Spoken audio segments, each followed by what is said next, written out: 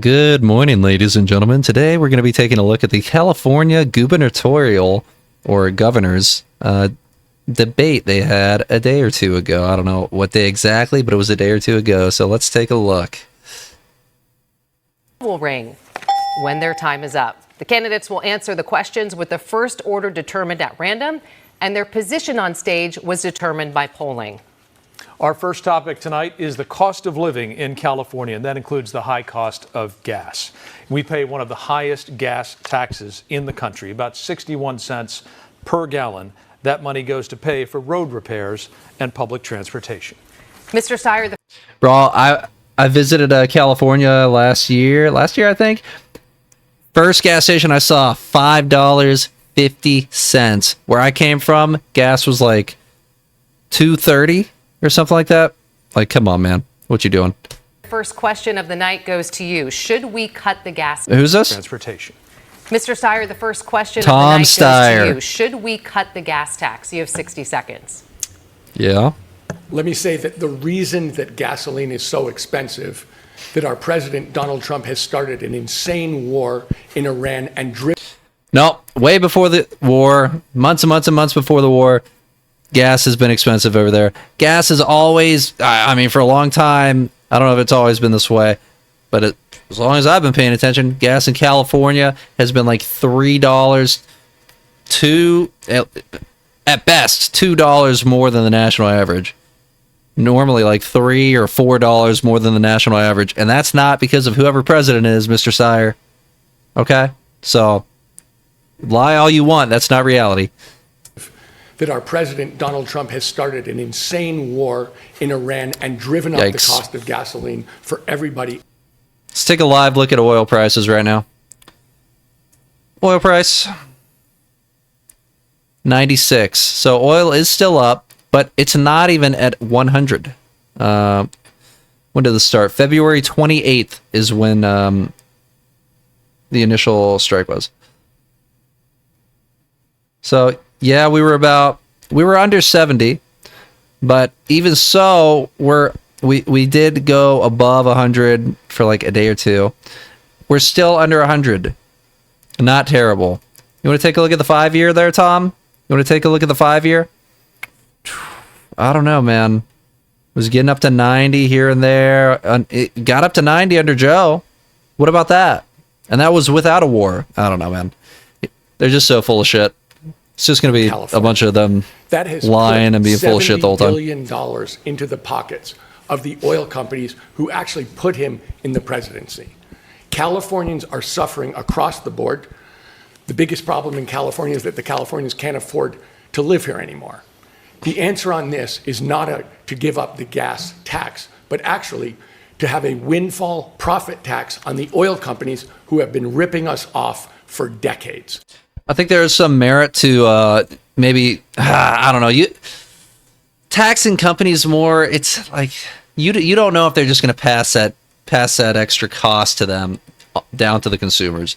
You would have to write into the law that that's illegal for them to do that, and then you would also have to implement mechanisms to ensure that they're not doing that. So that's a hefty thing to do, and I don't think we have politicians willing to do that. So until they're willing to do that and they do that, passing more taxes on corporations is not the answer. It's just not. That's on the books. We can activate it right away. We can get the money, and we should send it directly back to California citizens. The problem we have here is a president who's out of control, who's driving up costs across the board, and we actually need to take on the special interest oil companies who are taking advantage of Californians and making $70 billion more because of this war. Mr. Okay, that was Tom Steyer. But before I watch the rest, I want to see who's leading in the poly market polling for this. I think Tom Steyer was in the lead, but I'm not sure. Gubernatorial. Good type governor. Yeah, Tom Steyer. He was all the way up at like 60 or something before. Tom Steyer. No, what was he? Oh, I thought he was. Oh, what happened? Then they got Xavier Becerra at 28. Then Matt Mahan, Chad Bianco, Katie Porter, Steve Hilton. Okay, interesting. All right. Dyer, thank you. Ms. Porter, what is your position on the gas tax? You have 60 seconds. Affordability is not a buzzword for me. It's been my life's work. Okay, if you're not familiar with Katie Porter, this is the lady who poured scalding hot eggs on her husband's head and who consistently berates and screams at her staffers. A wonderful person. She's the only one on the stage who we know has committed domestic abuse. Yeah. Sitting across from families who have been pushed into bankruptcy by bills they couldn't pay, helping families avoid foreclosure or eviction when they were cheated by subprime. That said, I do appreciate how she color matched her outfit to her eyes. I think that's very nice, even though I think she's a terrible human being. Anyways, and her necklace as well. Couldn't pay, helping families avoid foreclosure or eviction when they were cheated by subprime lenders. It is too expensive to live in California, and I get that. No. I'm a single mom of 3. I push a shopping cart and I fill up my minivan, which has nearly 180,000 miles on it. Gee, I wonder why you're single. Domestic abuse enters the chat. I absolutely feel these pressures, and I think we need to do something about it. But I also want to be clear, 82% of Californians don't breathe clean air today. And when we look at what that's costing our healthcare system, what that's costing people, we have to continue to make investments in having the cleanest fuel that we possibly can. So I absolutely think we ought to be thinking about how to move away from fossil fuels, and that means moving away from a gas tax and replacing that with the general fund taxes. Ms. Porter, thank you. Mr. Mahan, you support I gotta say, when I drove into California, like one of the first things I saw was just a massive wind farm, all kinds of windmills, just very centrally located, like not spread out or anything. They put them like as close to each other as they possibly could, I think, with a small little safety factor built in. And I think there were like 2 spinning maybe. So I don't know, man. Like, I don't know. I'm not sold on wind energy. Other forms, yeah, like hydro, nuclear. We got to get back into nuclear energy, man. But I don't know. I'm really not sold on wind energy at all. temporarily suspending the gas tax. Go back. Porter, thank you. Mr. Mahan, you support temporarily suspending the gas tax. Some, including the candidates on the stage tonight, have called that proposal unserious. What's your response? You have 60 seconds. Who's this guy? Ms. Porter, thank you. Mr. Mahan, you Mr. support Mahan. temporarily suspending the gas tax. Some, including the candidates on the stage tonight, have called that proposal unserious. What's your response? You have 60 seconds. Well, Nikki, Frank, it's great to be here with you this evening. I'm the Matt only Mahan. candidate on this stage who has called for suspending the gas tax and reforming it so it no longer is the most regressive tax in California that's putting an undue burden on working families like the one I grew up in. Look, I'm in this race because we deserve better answers. We deserve better answers than we've been getting from the other candidates on this stage. Yeah. We don't need a billionaire who made his money in private prisons and oil and gas that he's now supposedly against, or Trump's handpicked candidate or a DC insider who the Sacramento establishment is now rallying around. Let me tell you who I am. I grew up in Watson. I gotta say, looking at these guys, I mean, I would straight up go with Mustache Man over here. 1, confident enough, bold enough to wear a mustache. Got to respect that. 2, I think he's like olive drab kind of a jacket he has on. I think it looks great. 3, I mean, all of them are like clean cut and you know put together well, clean shaven, all that. But I don't know, just the way he stands. I mean, I'm not really a big fan of the hand over hand in front, but I don't know. He just looks like he stands with confidence. He looks like he has good command presence, much better than certainly the short guy here. I think this is Tom Steyer, maybe. But he's so short, I don't imagine him winning. And I know in presidential elections, at least, like the taller candidate normally wins. You see boom, boom, boom. Katie Porter's not going to win. She's a domestic abuser and terrible human being, 6% in Poly Market, at least polling low. And then these two, short, bald and short. I really don't think he has any chance, but back to the debate. Working class family. My mom was a teacher. My dad was a union mailman. I know what it means when gas prices go up $1 or $2 unnecessarily. I'll reform the gas tax so it's no longer the poorest, hardest working people in our state who are paying an unfair share to maintain our infrastructure. Mr. Mahan, thank you. Frank. Mr. Becerra, you have said you don't support suspending the gas tax. Why? You have 60 seconds. Frank, we need to make sure our roads, our highways, the potholes, we take care of business, because every day people get in their cars, they take transit, they need to get to work, they need to come home. The last thing they need to see is an infrastructure for roads and transportation that doesn't work. I remember when my parents would tell me the stories of when they came with $12 in their pocket. They had to make a life here. They needed to make sure California could work for them. Let's make sure Donald Trump is not starting reckless wars to keep the prices of gasoline down by up to $2 a gallon. What are you going to do to make sure he doesn't exercise his constitutionally given presidential authority to conduct military operations for a limited period of time? What are you going to do about that? And what are you going to do to make sure he doesn't take a note out of Obama's playbook and conduct a 7-month-long operation like Obama did in Libya? The answer is nothing. You're going to do nothing about it. You're going to bitch and cry and moan about it, and then nothing's going to happen. So when you say that, it means fucking nothing, unless you're speaking to an absolute fucking moron who's completely ignorant. Which, I mean, that's what they bank on. They all politicians on both sides, they target the stupidest of the stupid and the most ignorant. Which is one reason I'm very in favor of putting limitations on who can vote, because you have people who can't even take care of themselves, but we're going to allow them a voice in who runs the entire fucking country. Get the fuck out of here, dude. We could reduce the price if that war in Iraq that Donald Trump started would go away. My parents looked at things like this and said, hey, help me make a living here in California. That's why they were able to, at the end of the day, Respectable. send my 3 sisters and I to college, buy a house, make it so that they could retire here in California.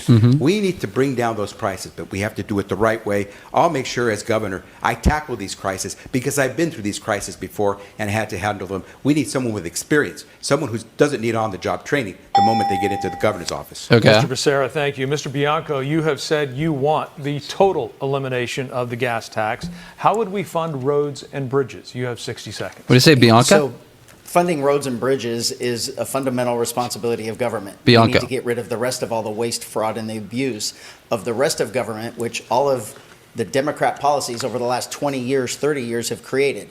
We only have the highest gas price in the country because of Democrat policies that are absolutely destroying the oil industry, the automobile industry. True. This guy's nodding along with him. He must be the other Republican.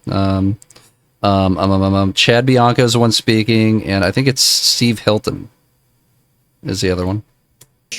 And forcing those prices up, forcing our refineries out of the state, forcing our oil companies from drilling in our state. When you send oil, make it into gasoline and send it to across state lines, and it miraculously becomes $2 cheaper, you know that your state is the problem. It is Democrat policies for the last 20, 30 years that are driving the cost of not only gasoline, but the cost of living in California up. We have the highest cost of living in the country because we have had one party, Democrat progressive rule for decades that is destroying this state. Correct. Mr. Bianco, let me ask clarification. He's 100% correct, and you will never get. I keep pointing at the screen. You will never get any of these Democrats up here to directly address that issue or those points. They will never directly address it. They will deflect. They will obfuscate, and they will. That's the main two. They will deflect and obfuscate anytime they are ever confronted with that, or they'll bring up some example that's completely irrelevant as deflection. Or obfuscation. Progressive rule for decades that is destroying this state. He's spot on. Bianco, let me ask clarification one more time. How would we fund roads and bridges if you eliminate the gas tax? You have 15 seconds. We eliminate all of the waste, the fraud, and the abuse that's going on where our money is being spent now. Yep. The number one responsibility of government is public safety. Number two is infrastructure. And if you look at where California spends its money, infrastructure is way down the line. Don't say that the gas tax is funding our roads, because we have the worst roads in the entire country. Yep. When I went there, I'm from West Virginia out there, and they got terrible roads. I was shocked at some of the roads in California. They rivaled the potholes in West Virginia. And, one way they could raise money is, instead of creating bills to make investigative journalism, such as, the work Nick Shirley does, illegal, and fining investigative journalists, which is what they're trying to do right now with the literally called the Stop Nick Shirley Act, AB 2624, I believe. Instead, they could work with these people to uncover fraud and remove it, thus saving an untold amount of money, right? But, Mr. Bianco, thank you. Mr. Hilton, you support permanently cutting the gas tax in half and eliminating carbon climate policies. With the supermajority of Democrats in the legislature, how would you, as a Republican governor, make any of these changes into law? You have 60 seconds. We have to make these changes because Californians. So, I don't think this guy can win. 1, he's short. 2, he's bald. 3, he's Republican in a Democrat stronghold. 4, his answer to this question, hey, you have this legal block to you being able to do anything, this Democrat supermajority. And he says, he just immediately dodges it. Instead of saying, this is how we're going to do it, he says, we have to. Well, that's not going to convince the Democrats in the California Congress. You absolute buffoon. You're not going to convince anyone with that. We have to. That's not how, Into bro. law. You have 60 seconds. We have to make these changes because Californians are being crushed by the gas prices, by the gas tax. We have the highest gas tax in the country for the worst roads in the country. And across the board, we have the highest taxes for the worst results. And you know who's really suffering?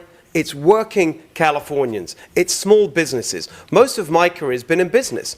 I know what it's like to try and run a business. The costs that are being imposed on our businesses and on workers in California is just too much. And one way or another, all the Democrats here are part of this system that obviously isn't working. We need common sense solutions. We need practical solutions. Why are we importing oil from 7,500 miles away in Iraq rather than using the oil we have here in California? That's the kind of common sense change that, as governor, I will be there to persuade the legislature to do, because they, in the end, So he said, we have to. I will persuade them.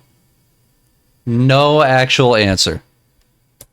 want to help Californians too. And just to clarify the question again, how would you, as a Republican governor, Thank you, make any of these changes into law with a supermajority of Democrats? 15 good moderator. The first point is that to open up California oil production doesn't need the legislature because it's through executive action.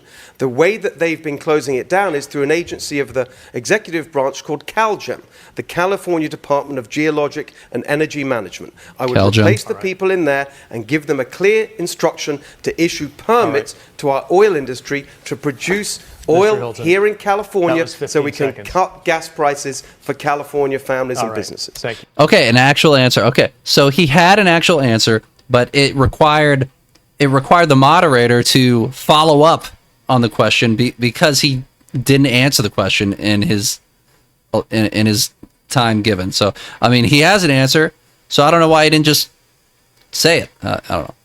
We're going to circumvent the supermajority as much as we can if they're not willing to, play ball with us. And this is how we're going to do it specifically here, and here. Thank you very much, Nikki. This next question is a follow-up question. It is for all of you. Should electric vehicle drivers pay a mileage-based road tax to fund infrastructure? Mr. Steyer, we'll start with you. You have 30 Mileage-based road tax to fund infrastructure. I don't know why. seconds. So let me say this. I think it is critical that California get off fossil fuels. Electric vehicles, starting cost is too high, and I would triple the credit so that people can afford to buy electric vehicles and no longer be subject to the fossil fuel costs and the fossil fuel control. Should they be paying the equivalent of a gas tax? Yes. But the truth is, electric vehicles are cheaper. That is our future, and we need to move to it as fast as possible. Mr. Steyer, What does he mean cheaper? Cheapest Tesla right now. I don't know what he means cheaper. As of April 2026, the cheapest new Tesla is a Model 3 rear-wheel drive, which starts at approximately $36,990 to $38,630. That is not cheap. Okay. I mean, that's a brand new one, though. I don't know. That's not cheap, though, brother. My brother in Christ. Thank you. I don't know Ms. what Porter, metric same he's going off of, question though, To you. to be fair. You have 30 seconds. I think all taxes should be progressive. The very wealthy, the billionaires. The progressive thinks all taxes should be progressive. Revolutionary. Should pay more. The problem with a gas tax. Who should pay more? The very wealthy, the billionaires Okay. should pay more. The problem with a gas tax or a vehicle's mile traveled tax is that it does the opposite. It punishes the lowest income Californians, those who have the longest commutes to work and can least afford. I can agree fancy with that. vehicles. So Yeah. I think it's important that we fund this, as I've said, out of the general fund. We do need to move toward electric vehicles over time, but the reason they're not getting purchased isn't range anxiety, it's pocketbook issues. She's a terrible human being again, but I think she's spot on this. Well, maybe not the tax the rich more part at the beginning, but yeah, mileage tax is absurd. I mean, even when I gotta pay to use the turnpike down here, that shit pisses me off so much, dude. Absolutely pisses me off. Ms. Porter, thank you. I hate taxes. Mr. Mahan, same question to you. You have 30 seconds. I would reform the way we're funding infrastructure by issuing a flat fee on all vehicles, whether they're EVs or gas powered. Yeah, right maybe. now, gas powered families, disproportionately lower income families, people living in rural communities are paying 3 times more to maintain our roads. The way to achieve our climate goals is to invest in innovation, infrastructure, smart targeted subsidies, not to punish working people who can't afford an EV. Mr. Mahan, thank you. Yeah, Mr. sure. Becerra, same question to you, and I'll repeat it. Should electric vehicle drivers pay a mileage-based road tax to fund infrastructure? You have 30 seconds. Well, let's think about our commuters and what they would want to see. I know that they want to see roads, bridges, highways that work for them, that let them get to work, that let them Okay. pick up their kids. It sounds like he's setting this up to say they want all this, so of course they'll be happy to pay more taxes. That's not how the world works, brother. So let's see if he goes there. They don't want to have potholes that ruin their vehicle tires and wheels. They want to have roads, bridges, highways that work. So I would say, let's take a look at all of the above. Whatever works. I'm not going to let our transportation infrastructure crumble. We have to make sure it's working for all of us. And so let's consider anything that works that the public can get behind. That's how I would do it. So he left it open. He's open to whatever the public thinks. So presumably he would put it on a to a vote and go with what the public decides. That's a good answer, I guess. Specifically, though, just to clarify here, would you support a tax for electric vehicles? 15 seconds. If we see that that's one option that people support, I would yeah. make sure that we are funding our infrastructure. We can't let that go, because what we have is when we let our roads and our bridges crumble, people suffer, commuters suffer, and we pay a higher price. So we will fund our transportation infrastructure. Mr. Becerra, thank you. Mr. Bianco, I think same that's question fair. to you. You have 30 seconds. Let me make this very, very clear. California doesn't have a money problem. We have a money spending Right. problem by decades Yep. of Democrat. Yes. California is what, the 4th largest economy in the world on its own or something like that? It's massive. So, I mean, he's spot on. Like, how do they have, how can they not maintain the roads? Like, what are they doing? Where's all the money going? What's happening? Failures. Every answer you've had so far for the California public, they're raising your taxes, they're taking more and more of your money because they refuse to stop their spending. No, I will not support a tax on mileage. No, I will not support a gas tax. It is a government's responsibility to have priorities, and infrastructure is an absolute priority. We are getting rid of all the waste, and we are doing what Mr. government is Bianco, supposed to Mr. do. Bianco. I think what you just heard from Becerra here is the people pleaser answer. Kind of preying on people's ignorance of things. Like me, I hadn't even considered that. Hey, California is like, I'm pretty sure they're the 4th largest economy in the entire world. So why can't they?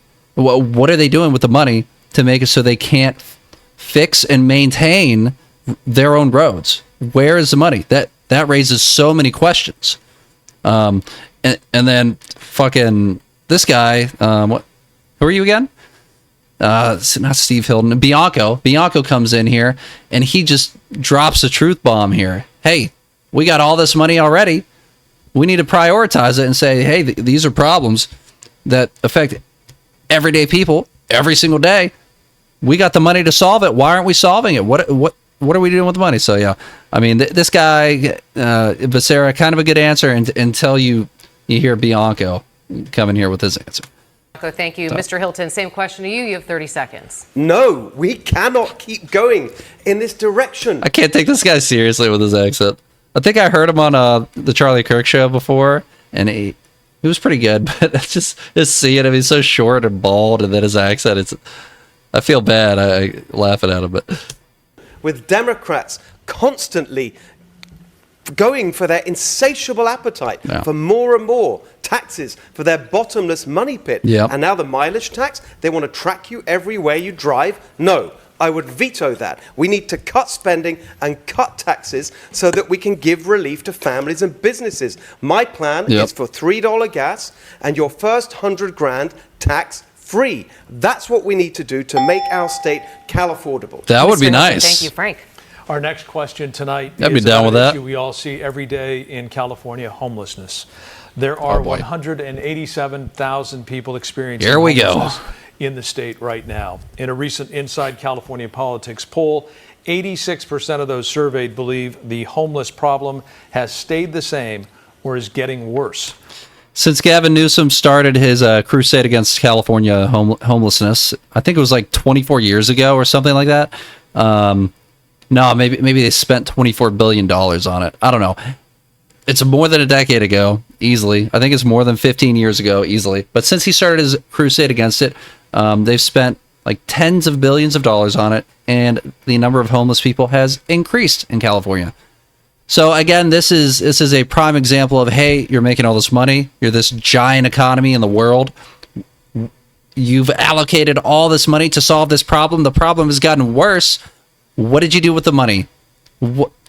They need to do a independent investigation into it. They need to figure it out. They need to sit. There's probably a lot of fraud in there.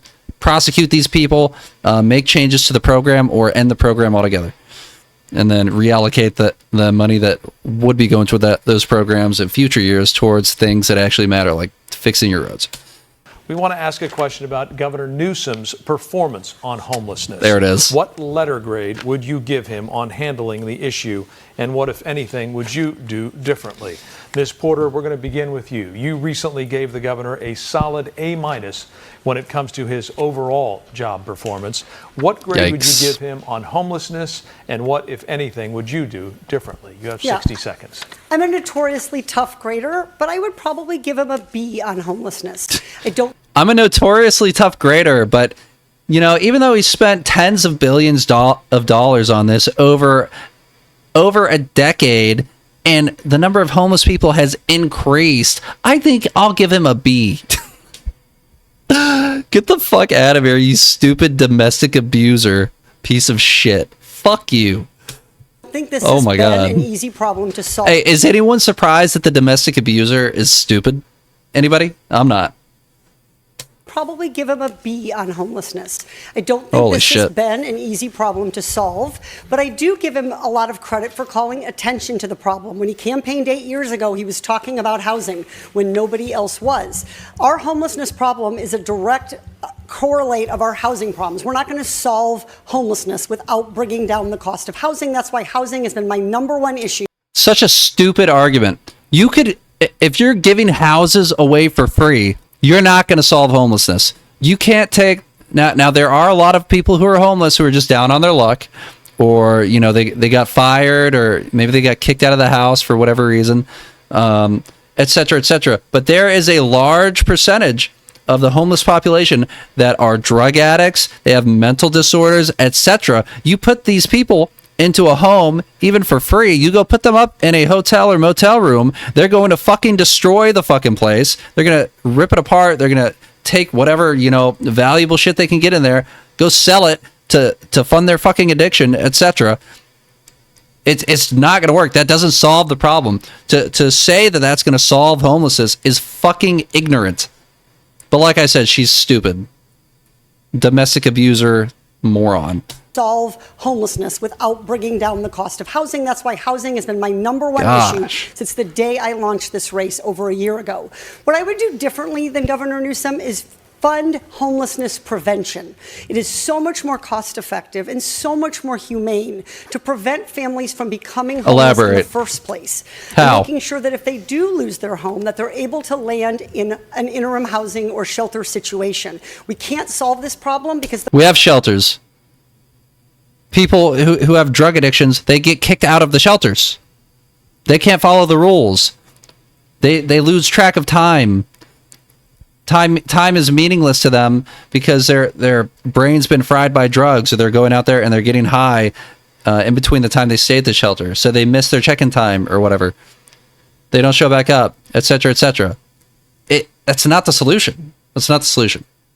the problem keeps getting worse. For every person we put into permanent supportive housing, somebody else loses their home and takes their place. That's why Californians don't feel like we're making progress despite spending significant money. She's so stupid. Thank you very much. Mr. Mahan, you've given Governor Newsom grades ranging from A to D depending on the issue. What grade would you give him on homelessness, and what, if anything, would you do differently? You have 60 seconds. Well, Frank, look, the assessment does depend on the issue, and I'm going to leave the letter grades to you and all the pundits out there. Let me tell you what we've done in San Jose, because we've created a model for the rest of the state. We've increased trust in local government by 40%, primarily because we have moved thousands of people indoors. I had to take on the establishment within my own party to change the way we were spending our money. We were spending $1 million a door and taking years to build alternatives to the streets. Instead, we built basic, dignified shelter, invested in prevention, and when shelter was available, we required that people come indoors. We've reduced unsheltered homelessness in San Jose by nearly 1/3 over the last 4 years. That's great. That's why trust in government in San Jose has increased. It's why fewer people are outdoors. And it's part of the reason that our streets are safer and cleaner. I'm proud of what we've done. I'll demand results from every city and every county in California as governor. I'd like to clarify and ask you one more time to give a letter grade to help voters understand your assessment of government. I think that's so stupid to do a follow-up, to be like, are you sure you don't want to give a letter? The letter's meaningless, man. I don't know. Governor Newsom's job. I mean, maybe not. I mean, it gives a peek into his perspective on it, but I don't know. I had nothing wrong with his answer. I think I've seen a couple articles about San Jose's efforts to combat homelessness. Providing more sheltered spaces, it will get, like I said, because there's a large chunk of homeless people who are just down on their luck for whatever reason. They're not mentally ill. They're not addicts. So it does solve some of the problem, but I mean, Katie Porter was presenting it like it's going to solve the whole problem. It's not. On this issue, you have 15 seconds. All right, Frank, since you insisted, look, I'll give him a B on Care Court and Prop 1 and many of the important initiatives that he championed where I've been proud to stand with him. I'm going to give us all, though, a D on implementation. San Jose has led the way. A few other places have, but we have not delivered the results people deserve. That's interesting. I saw a couple tweets with all their letter grades, and it was like BB for the Democrats. And then obviously the two Republicans are going to give them an F. But the tweets that never mentioned, he said D on implementation. They just rolled with the B. So just people being dishonest again. Thank you very much for the letter grades. Mr. Becerra, we haven't seen you issue a letter grade on Governor Newsom's overall performance. What grade does he get on homelessness, and what, if anything, would you do differently? You have 60 seconds. Frank, I would say that the governor has made efforts. We've seen him come down to Los Angeles, actually go out and try to clean some of the streets. On effort, I would give him an A. Here's what I would do that's different, though. I would focus on accountability. I would make sure if we're sending billions of dollars down to the local communities, to our cities and our counties, that we would demand accountability for the dollar that we're going to give them. We need to see results, and results are what you see on the streets. We need to pull folks up, help get them back on their feet, and that's what I would do. But what I will tell you is my principal job as governor, and I'm glad to hear other people are saying this, is I'm going to keep you housed. If you are in a home right now, renting or owning, If you lose your job unexpectedly, or you have a medical emergency, and now you're about to become homeless as a result of that now unaffordable expense, tell me what you need. How can I help you keep your home? Because it costs me so much more money to pick you off the streets, provide you with the assistance and the shelter, than it does to keep you in the home that you're already paying for. Mr. Becerra, No, I mean, you can't really do that, man. The way to prevent that is to create an affordable environment for people to live. Part of that comes back to like the gas tax, bring gas prices down in line with pretty much the rest of the country, right? And that's just a good starting point. Cheaper homes, whatever you got to do. You don't just bail people out. You don't just bail people out, because if you're going to say, hey, if you're financially irresponsible, and this isn't their intent, their intent is not to help people who are financially irresponsible intentionally, right? But this is what it will become. If you say, hey, if you get stuck in this situation, we're going to bail you out with, I don't know, a lump sum of money or whatever, or we're going to work with that company to forgive whatever debt you owe or whatever. People are 100% going to exploit that, and this is going to further just like that ginormous amount of money that California makes. Their giant GDP, pretty sure it's fourth in the world. I should check that. They're like fourth in the world GDP. It's just going to be used less and less towards things that actually matter, because now it's going to these people who are exploiting this system he's talking about. That's not good. Not good at all. Let me ask Very you a follow-up short-sighted. question. You're saying that anyone who needs housing assistance, you will help them? That means the government will help them? How much is that going to cost? And where does that money come from? You have 30 seconds. Yeah, Yeah, not Frank, good. we spend billions, tens of billions of dollars right now to try to pull people off the streets. Do you think it's working? It would cost us a fraction of that amount to help someone who temporarily lost their job stay in the home. If they, for 2 or 3 months, fall behind on the rent, they don't get kicked out, because we'll try to support them. A zero interest loan. You can keep them in their home. I save a lot more money. Okay, so maybe if you get fired, well, no, see, like even that, I would say it depend. It would have to be on a case by case basis. It would depend why you lost your job. Like, did you just get laid off on a company wide layoff? Then maybe give them 2 weeks. Rent forgiveness, 2 weeks, maybe even a month. Cool. But did you get fired for just being a shitbag or not showing up for work or something like that? Then no rent forgiveness. I would be on board with that, maybe. By keeping them in the house than watching them hit the streets and then try to find them and pick them up. Far more expensive. Mr. Becerra, thank you. Nikki? Mr. Bianco, you have been very critical of Governor Newsom. What grade would you give him on homelessness, and what would you do differently? Well, you have 60 seconds. I think we've just learned of the failure of the California education system, too, if we can't even realistically assign grades to failure.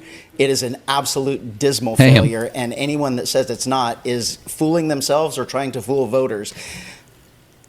We are not dealing with homeless, so stop calling it homeless. It has nothing to do with homes. This is drug and alcohol-induced psychosis, mental illness. That's what I'm saying. Causing the other. It doesn't matter. But these people are suffering from drug and alcohol abuse and mental illness.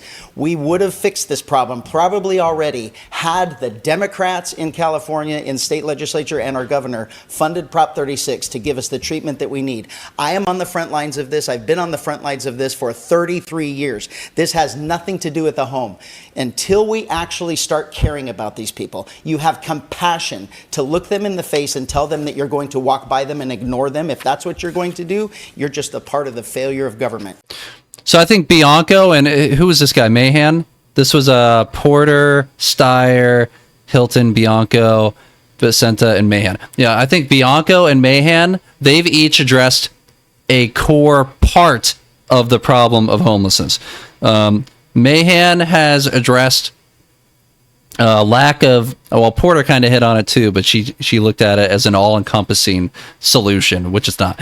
But Mahan has addressed providing more permanent shelter for homeless people to get them off the street. So that gets people like who are just down on their luck, who maybe they got laid off from their job and lost their house, whatever. That gets them off the street into some kind of shelter, and that drastically reduces the amount of homelessness, right? But then you still have the people Bianco is talking about, the mentally ill people, the addicted people you have to address. And Bianco's discussing, things that directly address that, getting those people the help they need.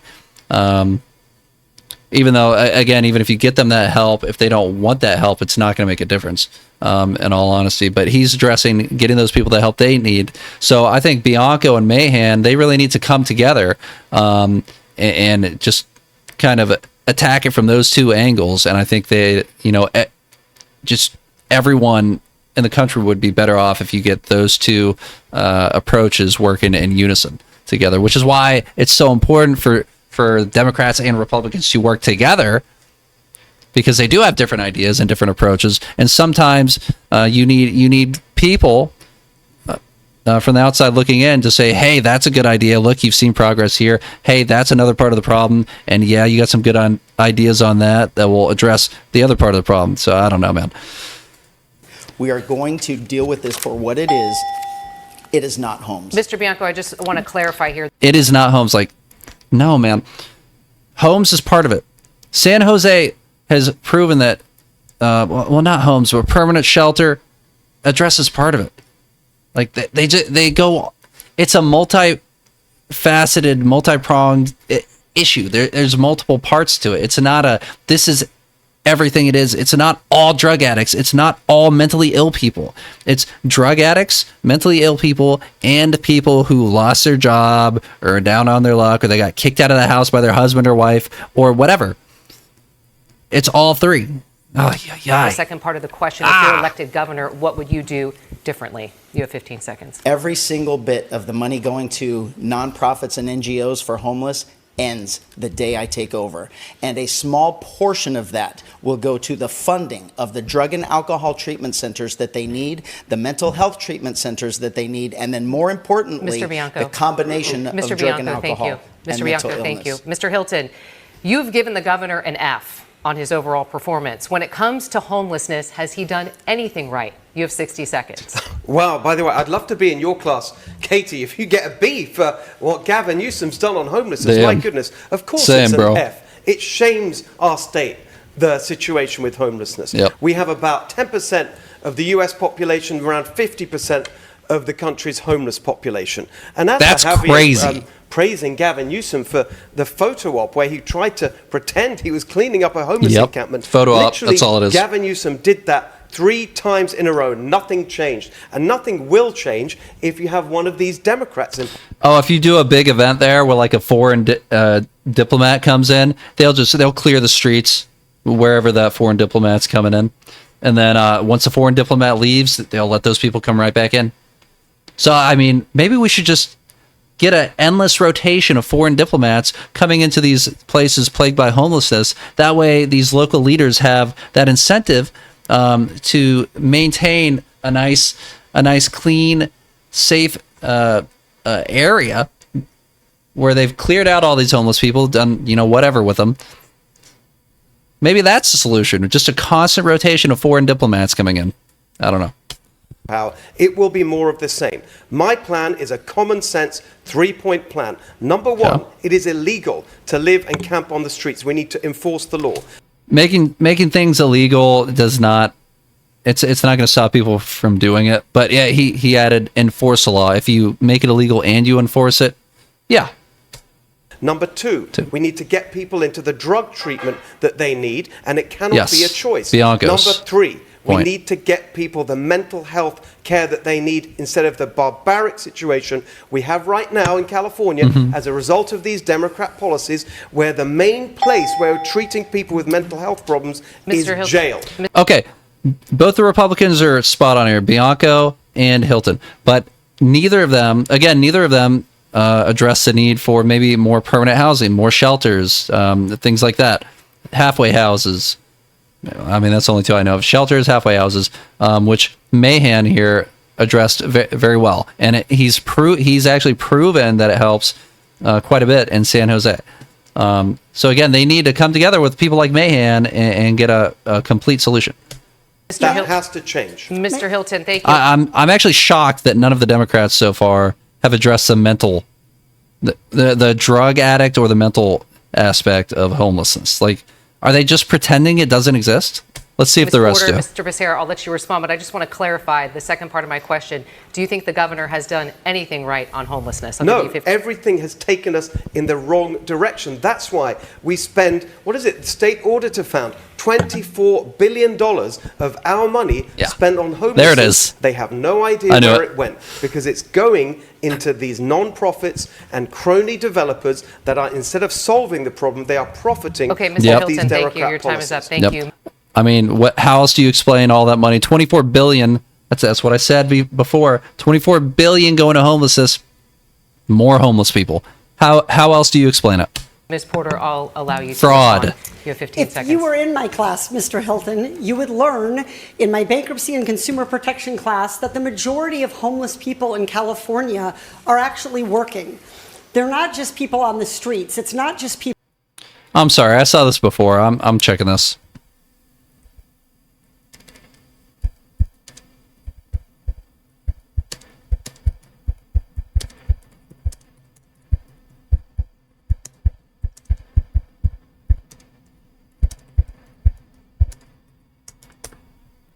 What percentage of homeless people in California are addicts or mentally ill? Based on a 2023 UCSF, that's the University of Central, I don't know what it is actually, approximately 37 to 45% of homeless adults in California report regular, current use of illicit drugs or heavy alcohol consumption. I mean, they added heavy alcohol consumption. Alcoholism is an addiction, though, so we'll keep that.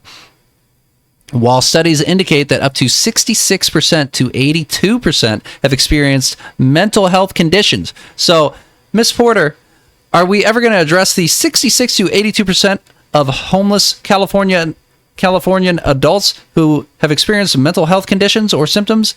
Well, that's in their lifetime. Again, why do they do this? While they're currently homeless, do they have mental health conditions? While they're currently homeless, are they a drug addict or addicted to alcohol? Like, why do they fucking do this in their lifetime? I don't give a fuck about in their lifetime. Has it been an issue while they're homeless? Has it contributed to them becoming homeless? About half, 48%, report complex behavioral health needs. Okay, that's big. So, like, are they going to address this shit? You can't just say give them homes. They're tweaking out, bro. People with Holy mental fuck. illness or people with drug or substance use. Let's listen to her claim Just again. The majority of homeless people in California are actually working. They're not. Yeah, well, a majority of them are mentally fucking fucked.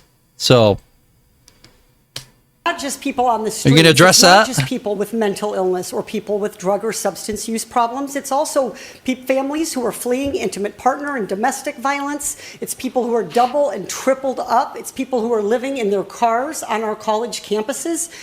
Homelessness comes in a lot of different forms, and if we don't see the whole problem, if we demonize them from one perspective, don't repeat my point while you're simultaneously not addressing every problem with it. Like, what?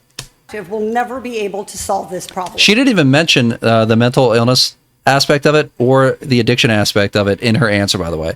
Now she's saying what I said, but in her answer, she didn't address either of those. Ms. Porter, thank you. Mr. Becerra, I'll allow Like, you to huh? respond to Mr. Hilton there. You have 15 seconds. I don't get it. Well, it's interesting to watch someone who has served as a talking head on a Fox News program telling us how government should run when he never has run any government in his life.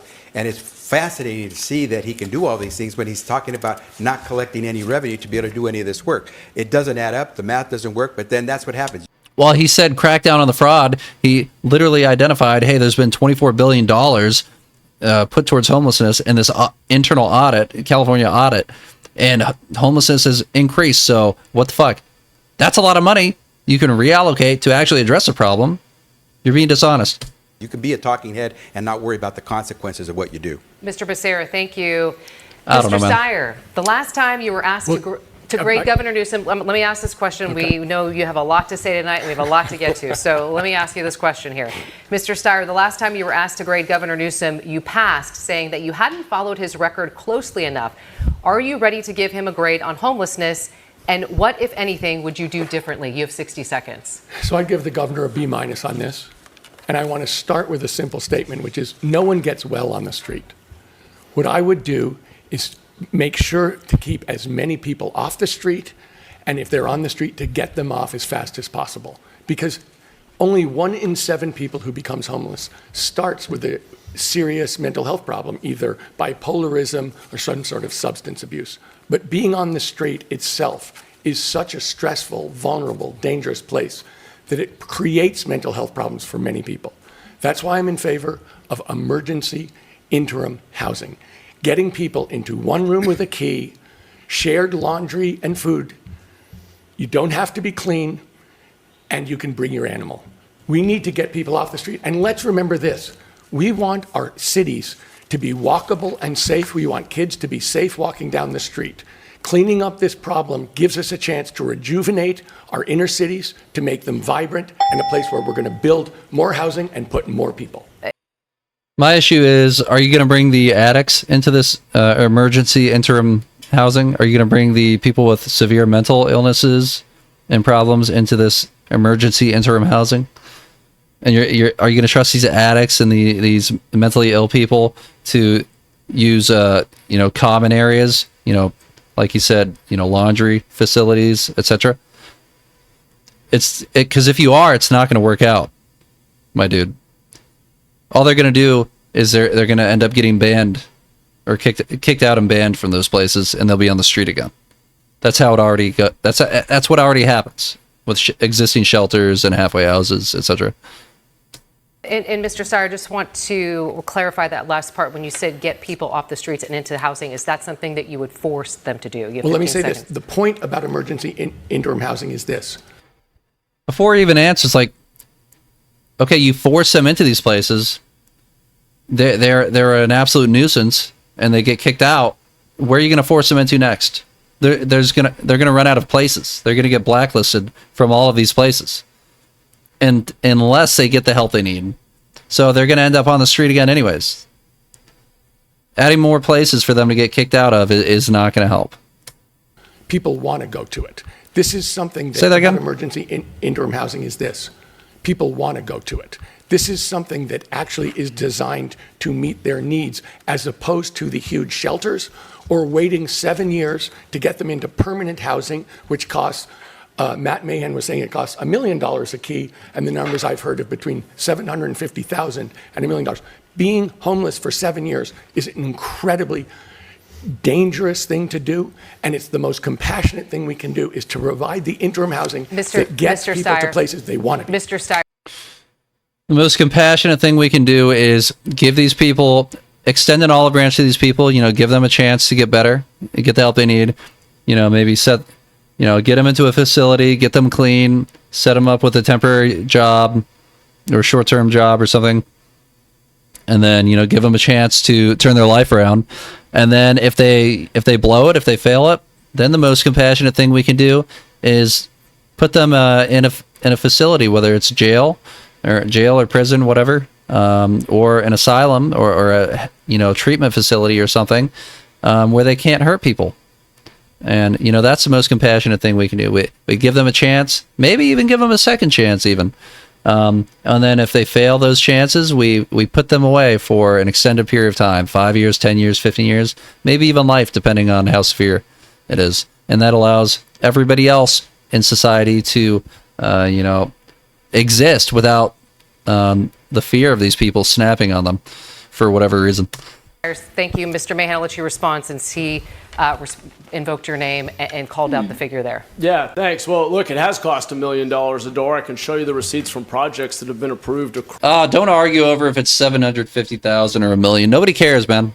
across the Bay Area. It's worth keeping in mind, the only housing Tom Steyer's built has been private prisons and ICE detention centers. Here's the truth. The reality is when you build interim housing, and what Tom's pointing to is the San Jose model. We've built interim housing, dignified alternatives to the streets. 70-80% of people have been willing to come indoors. There's also a share of folks who are out there who are unwilling or unable to come indoors. Mr. Mahan, we have to be able to mandate Mahan, Can I treatment. respond? Mr. Mahan, thank you. Mr. Sauer, I'll give you 15 seconds. So let me say this. My wife and I started a nonprofit bank to basically go in and support the people who can't get financing from normal banks. We have financed 17,000 low-income housing units. We have made sure that every loan is measured only for its impact on the community, either in terms of economic growth or environmental sustainability, and we don't make a dime out of it, and we absolutely never will. Mr. Sauer, thank you. Well, they're going to take a break at some point. I got to use the bathroom now, so I'm going to go do that. Go up there. BRB. Editor, cut this out.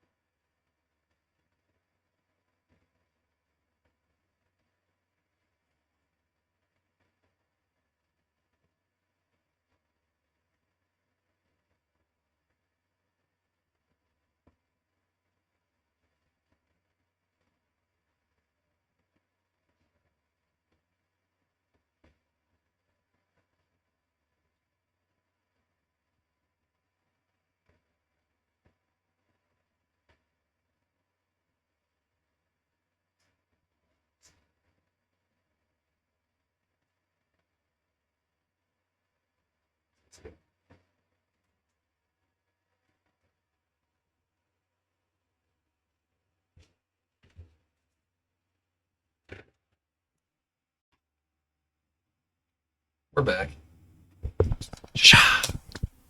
Oh. Now we would like to ask a question about each of your individual campaigns. You will have 1 minute to answer this question. Mr. Mahan, we will start this round with you. Artificial intelligence is replacing jobs AI. in every industry. It's Your everywhere. campaign is supported in part by billionaire tech executives. How can voters concerned about AI trust you to work for them and not the tech industry? AI is the future if you're concerned about it influencing people or companies or life. Well, I mean, your concerns mean nothing because AI is already in everything and it's going to continue to be in everything, but to an even greater degree as we go forward. You have 60 seconds. Thanks, Nikki. I'm the only candidate on this stage who has direct experience with deploying AI in government and regulating it. We created the playbook in San Jose that hundreds of other cities and counties use to put restrictions on how technology is used. Being the mayor of the largest city in Silicon Valley, I am at the forefront of these technological changes. I know that these tools can be harnessed to do great good, to make government more efficient and more responsive. We've sped up buses and improved language access, but I also understand the risks to privacy, misinformation and manipulation, job loss, which is why we've put strict regulations on our use of technology that other cities are following. We've created the first AI upskilling curriculum for our workforce so that they aren't displaced by technology, but they can use it to enhance their work. I am not afraid to regulate big tech or any other industry, and as governor, I'll make sure we protect the people of California. Mr. Mahan, thank you. Mr. Becerra. Fair. You were chair of the Democratic caucus when Eric Swalwell was elected to Congress. Uh-oh. You said in a recent interview that, quote, many of us heard the rumors. If you're not aware, Swalwell just resigned from Congress because video came out of him cheating on his wife with, I believe it was a Latina nanny they had. I could be wrong about that. And then there's also sexual abuse allegations and all kinds of shit. But yeah, it was on video, the cheating at least. So he resigned. What rumors did you hear? And should you have pursued the rumors as a member of Democratic leadership? You have 60 seconds. Thanks, Nikki. Yeah, you hear rumors all the time about all sorts of things. Rumors are not facts, and the caucus, the Democratic caucus, is not a place that adjudicates those things. It's law enforcement that does. If someone had come forward, we could then have investigations. I say that as the former Attorney General for the state of California. When I was Attorney General, we did go after sex trafficking. We did go after those who abuse of young women and take advantage of them. I think that's a fine We did answer. prosecute people. There was an individual wrong who with was a that. religious leader who was taking advantage of young women. We prosecuted that individual, and today he is in jail for his crimes. We have gone after people, but we go after them based on evidence and based on facts. Unfortunately, we have a president today who would go after someone based on rumors. That's not the way we do it in America. We have to have the facts. Rumors are one thing, but getting the facts really gets you to move. And let me just applaud those courageous survivors. Well, the FBI has a tip line, dude.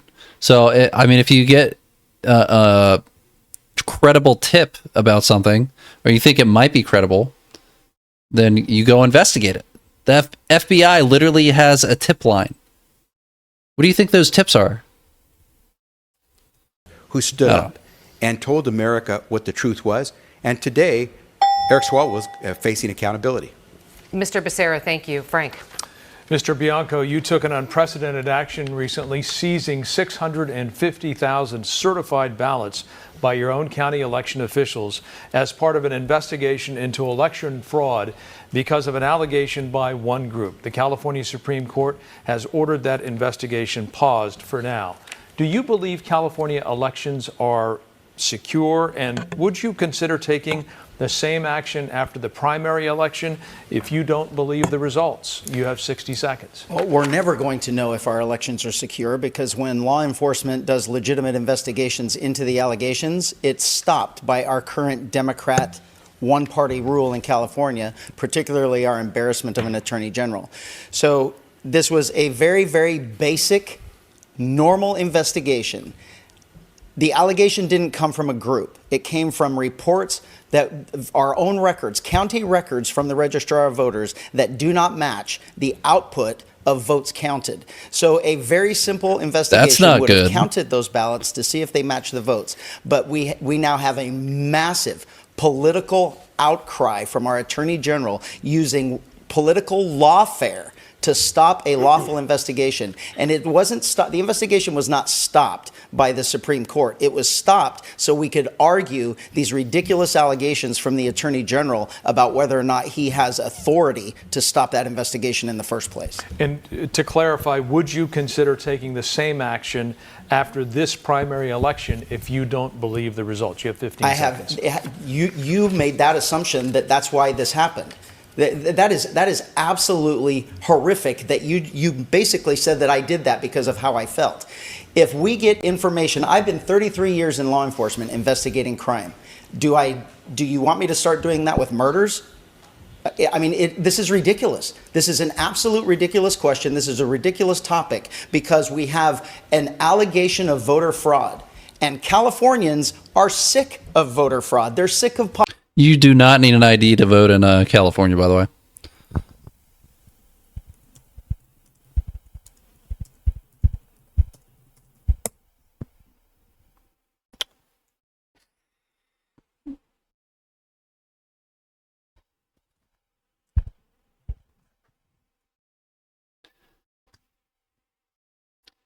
In most cases, a California voter is not required to show identification to a polling place worker before casting a ballot.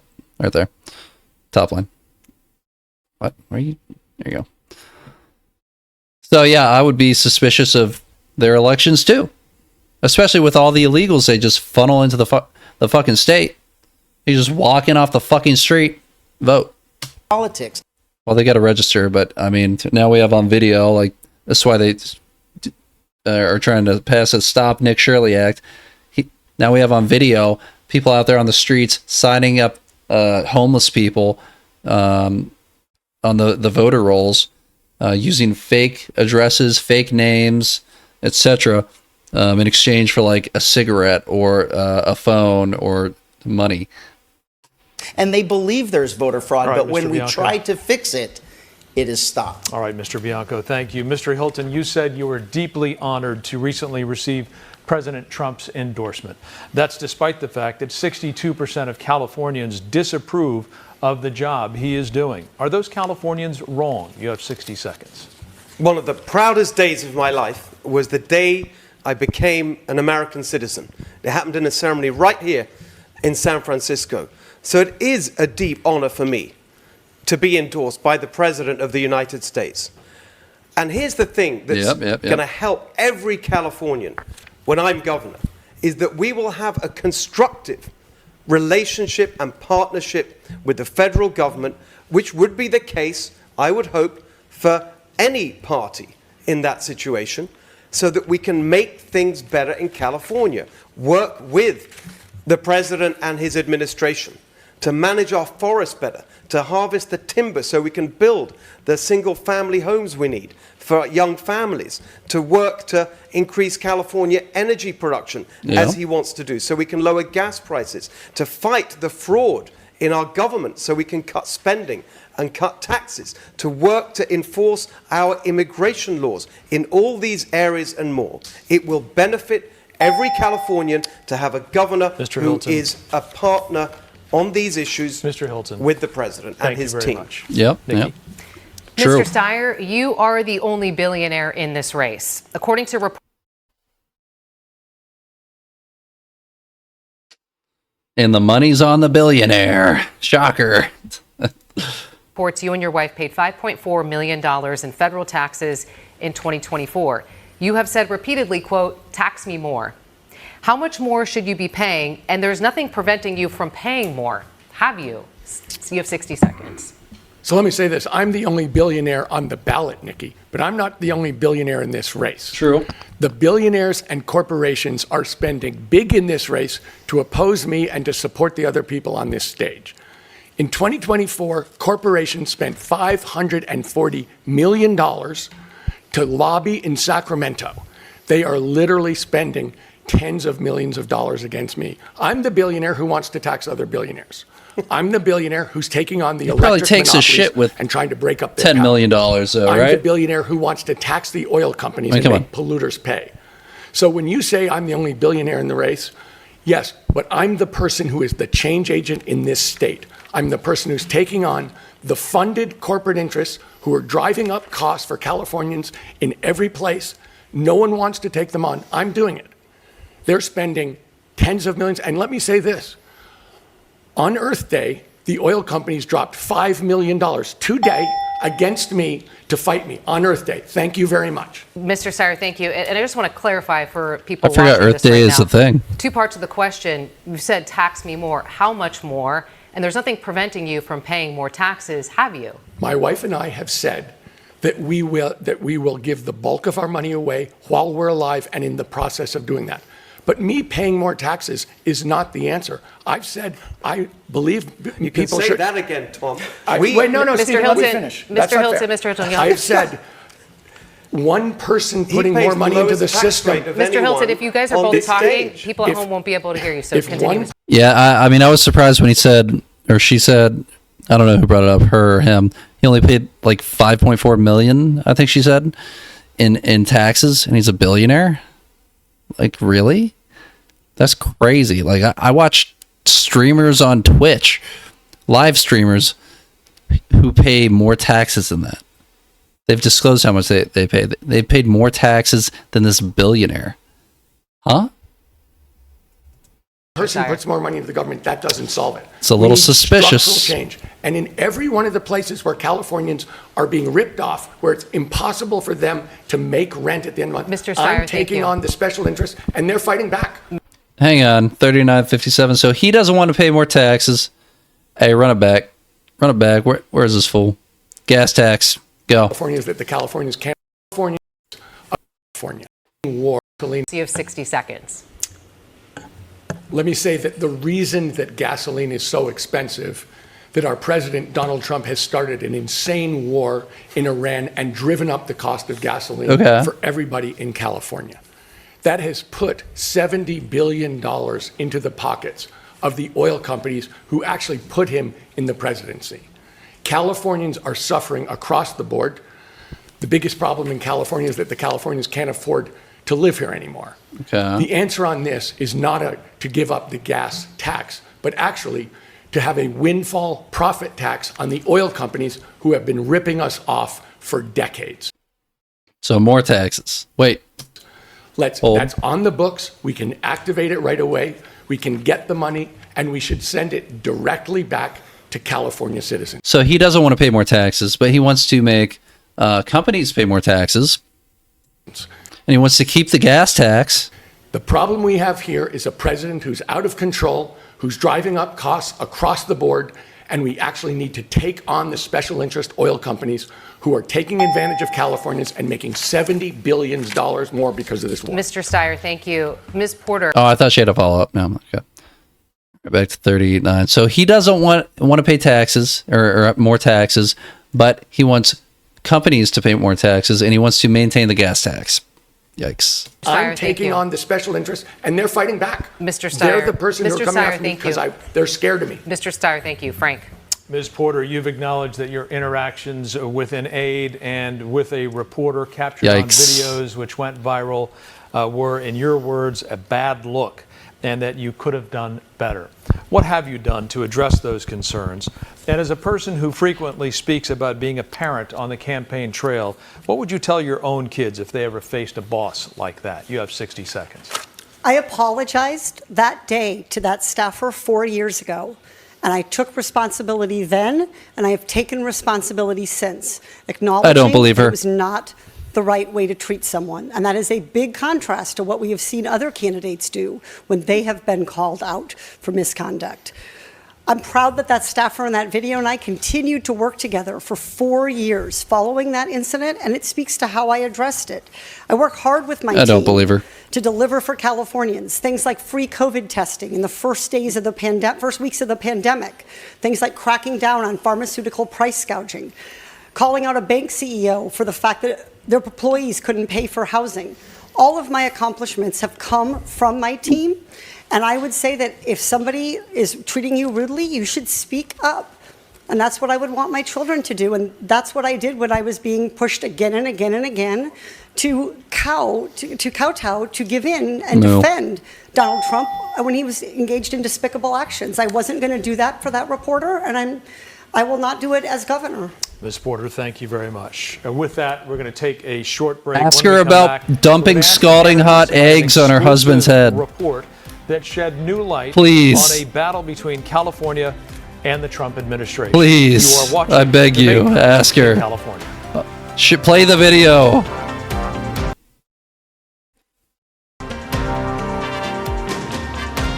That would be so funny. They should have just played it on the screens in the Welcome background. back to Debate Night in California. The race for governor coming to you live from San Francisco. All right, let's move on to our next question. In an exclusive KRON 4 report, a California Highway Patrol officer was recorded giving a roadside English proficiency test to a commercial truck driver. Oh, Let's boy. take a look at the video. The only answer here is, I'll just go with it. Like, you have to be able to read the road signs. If you can't, you should not have a CDL. And then do me a favor. Tell me what this sign means. So what does this mean? What is it telling you?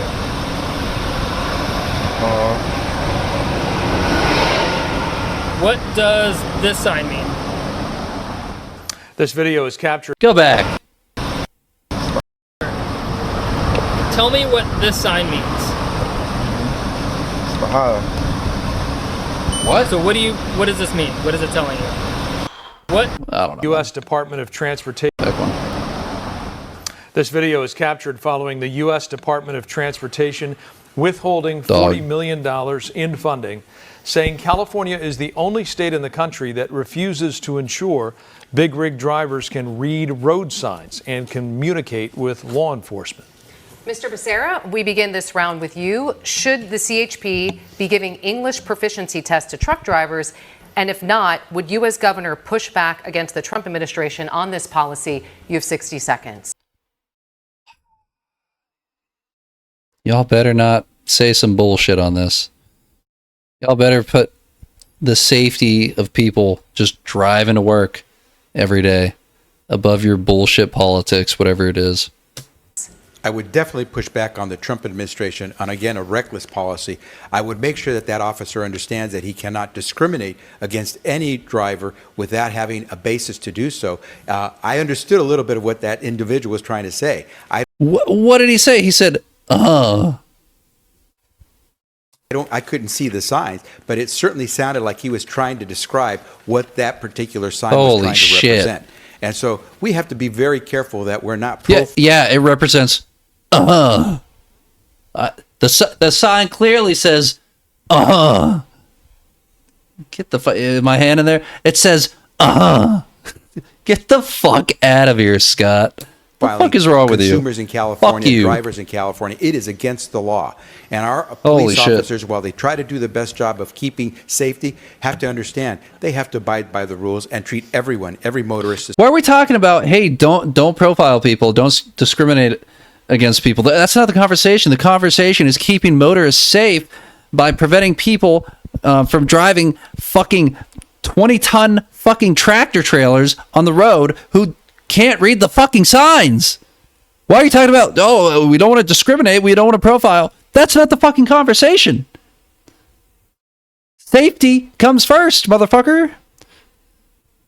Yeah, he hasn't even said anything to that effect. Hey, we don't want people to get run into by a fucking truck and fucking flying like a fucking pancake because fucking illegal immigrant number 6,072,000 doesn't know how to read a fucking sign, but we gave him a CDL. Oh my God. Same way.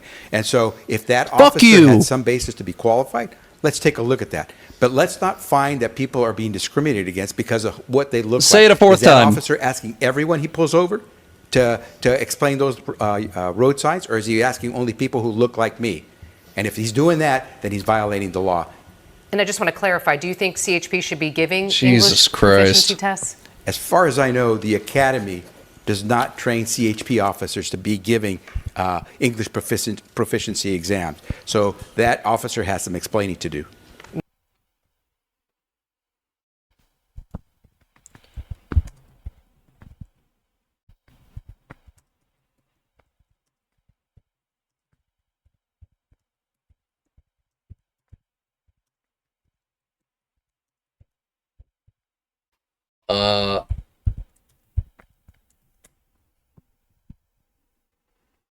Yes.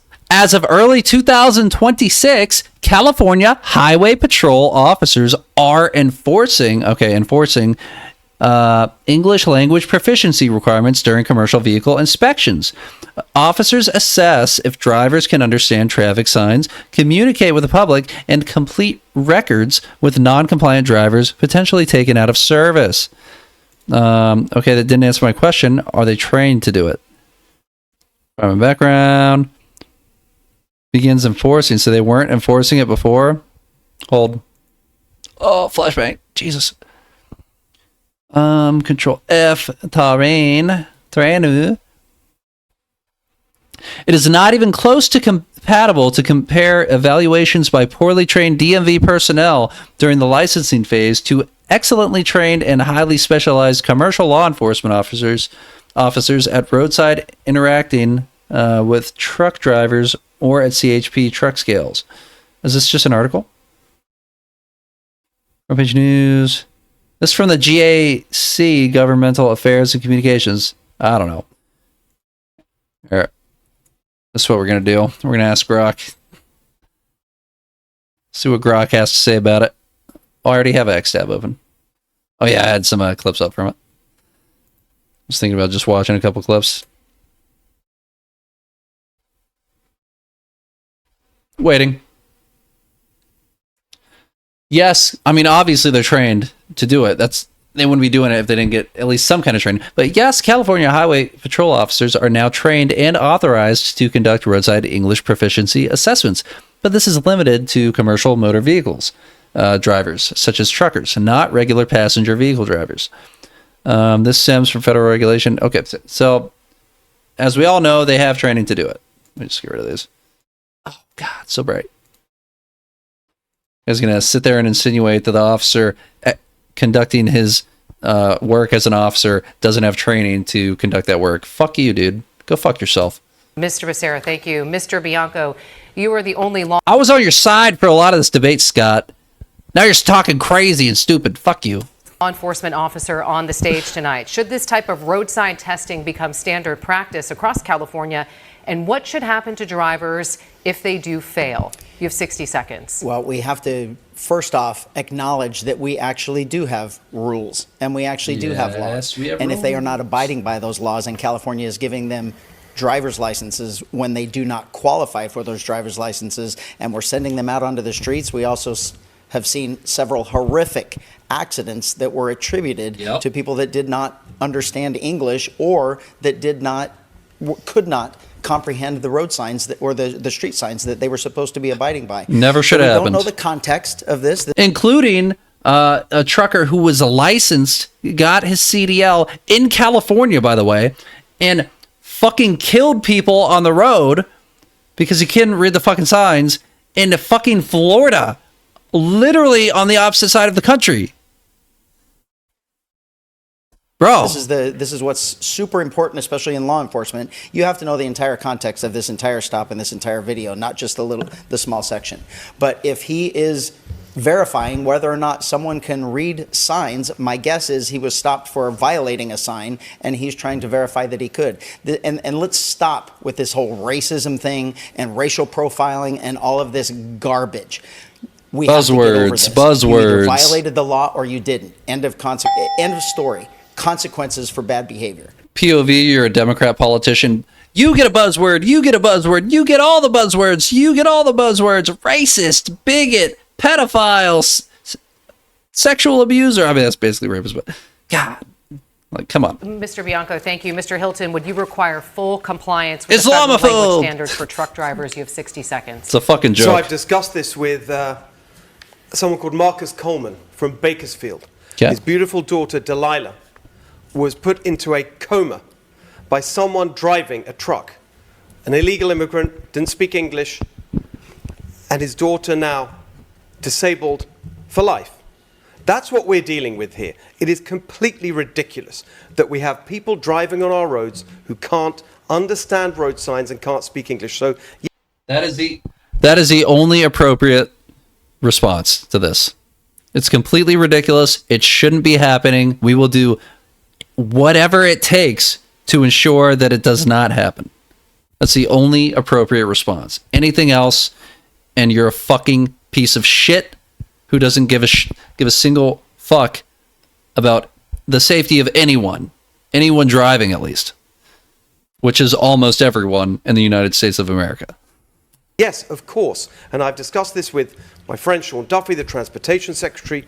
We will not be issuing commercial driver licenses when I'm governor to people who are illegally here and who don't speak English. That is obvious common sense. Yes. Mr. Hilton, thank you. Frank. Thank you. Mr. Steyer, where do you draw the Look, even her like microphone or paper she was rustling sounded like clapping for that afterwards. sense? Mr. Hilton, thank you. Frank.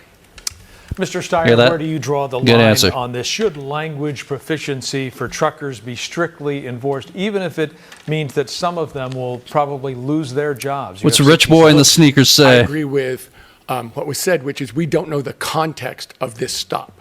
But what I can say is this: racial profiling Okay. is illegal. Oh my And in God.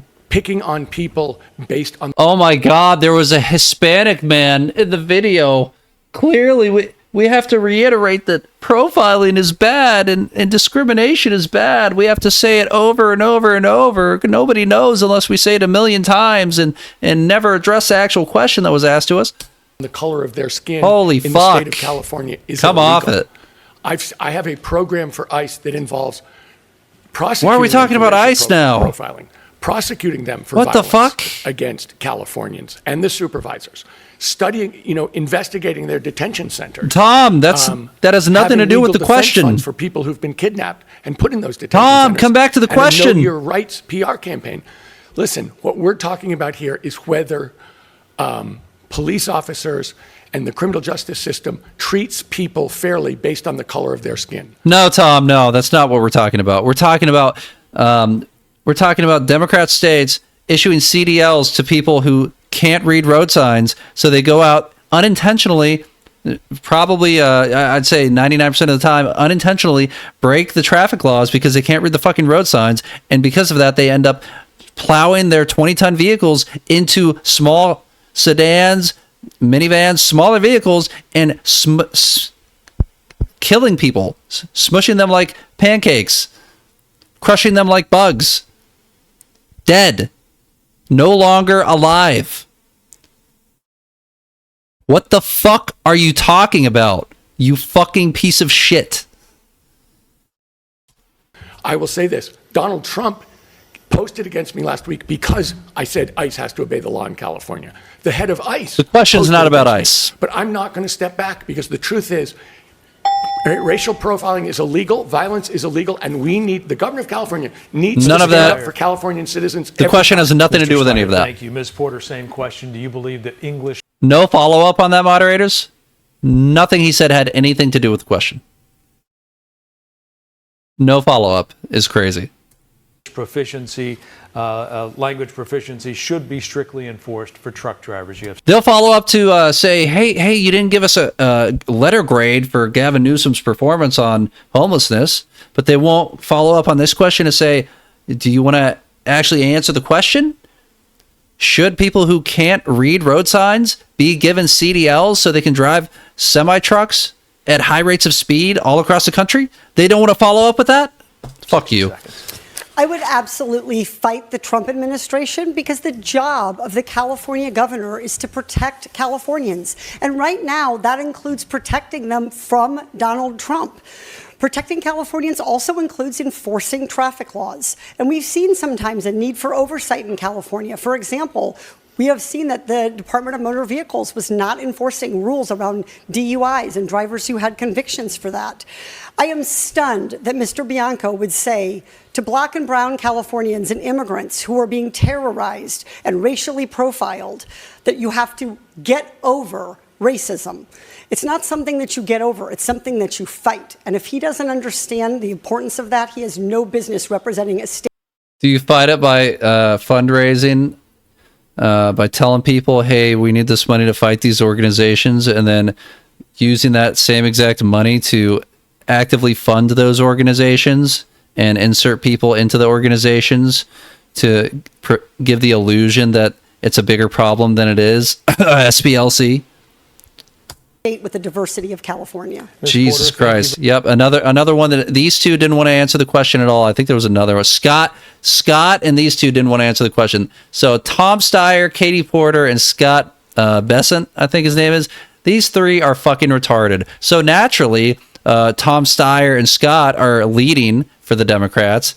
They don't even want to say, hey, we shouldn't put people behind the wheel of a fucking tractor trailer, semi-truck, 20-ton vehicle who can't read the road signs, even though we have a string of them just running into people and fucking flattening them like pancakes across the country. They can't even say, hey, that's bad, we shouldn't have that happen. They can't even say that. And these are the two leading Democrat candidates for the California governorship. Holy shit. very much, Mr. Bianco. And I'm sorry, but Katie Porter reminds me of Kamala Harris and Hillary Clinton. Like, if Hillary Clinton, Kamala Harris, and Katie Porter are the best women have to offer, then women, you're a long fucking way away from the presidency. I'll tell you that right now. Holy fucking shit. Embarrassing. Fucking embarrassing. So I'll give you 15 seconds to respond. Yeah, again, that's not even close to what I said. What I said is we're Californians, and I'm speaking for them, especially from law enforcement, when I deal with persons of color every single day, Californians are absolutely sick and tired of our politicians making race the basis of everything. It is not. And this racial divide that they are pushing between law enforcement and the public, or Democrat and Republican, absolutely has to stop. And I'm telling you, we are sick of it. Mr. Bianco, thank you. Mr. Mahan, as a mayor of a city in which 42% of the residents are foreign-born, do you believe that English proficiency tests for truckers are necessary? You have 60 seconds. No, Frank, the right answer here is clearly to hold the DMV accountable for ensuring that every driver on our roadway meets the qualifications for the license that they have. That's the appropriate entity. How much does a DMV employee make?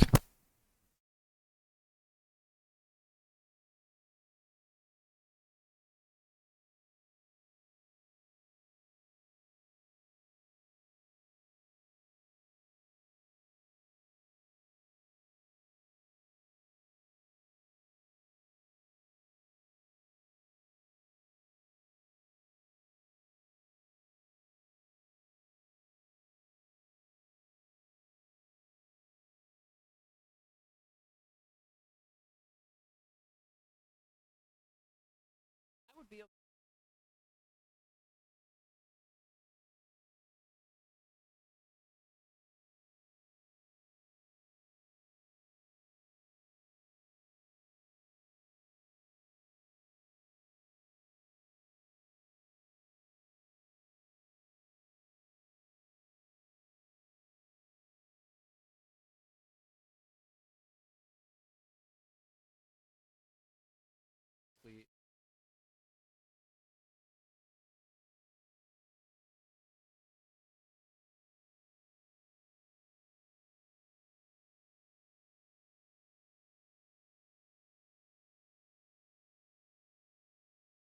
Roadway meets the qualifications for the license that they have. That's the appropriate entity to do this. And as the mayor of not only one of the most diverse big cities in the country, but the safest big city in the country, let me tell you what creates real public safety. It's rooted in trust. When people trust the law enforcement officers who serve the community.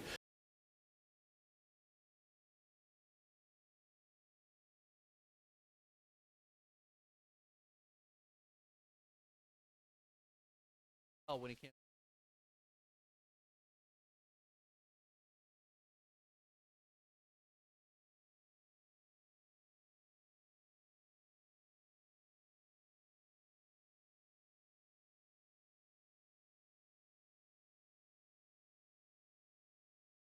It means that residents are more likely to report crime, to serve as witnesses, to provide evidence. We made San Jose the safest big city in the country by building that trust between law enforcement and the community that they serve. That will be my priority as governor, but we should never lower the standard that agencies like the DMV enforce. As governor, I will also ensure that every state agency lives up to its responsibility. Clarification, English proficiency, 15 seconds. Exams?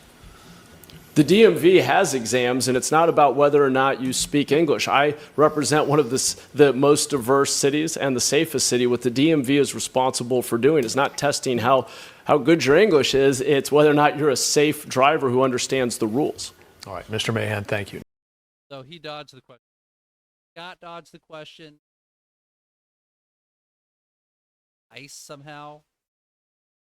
Katie dodged. And Mahan.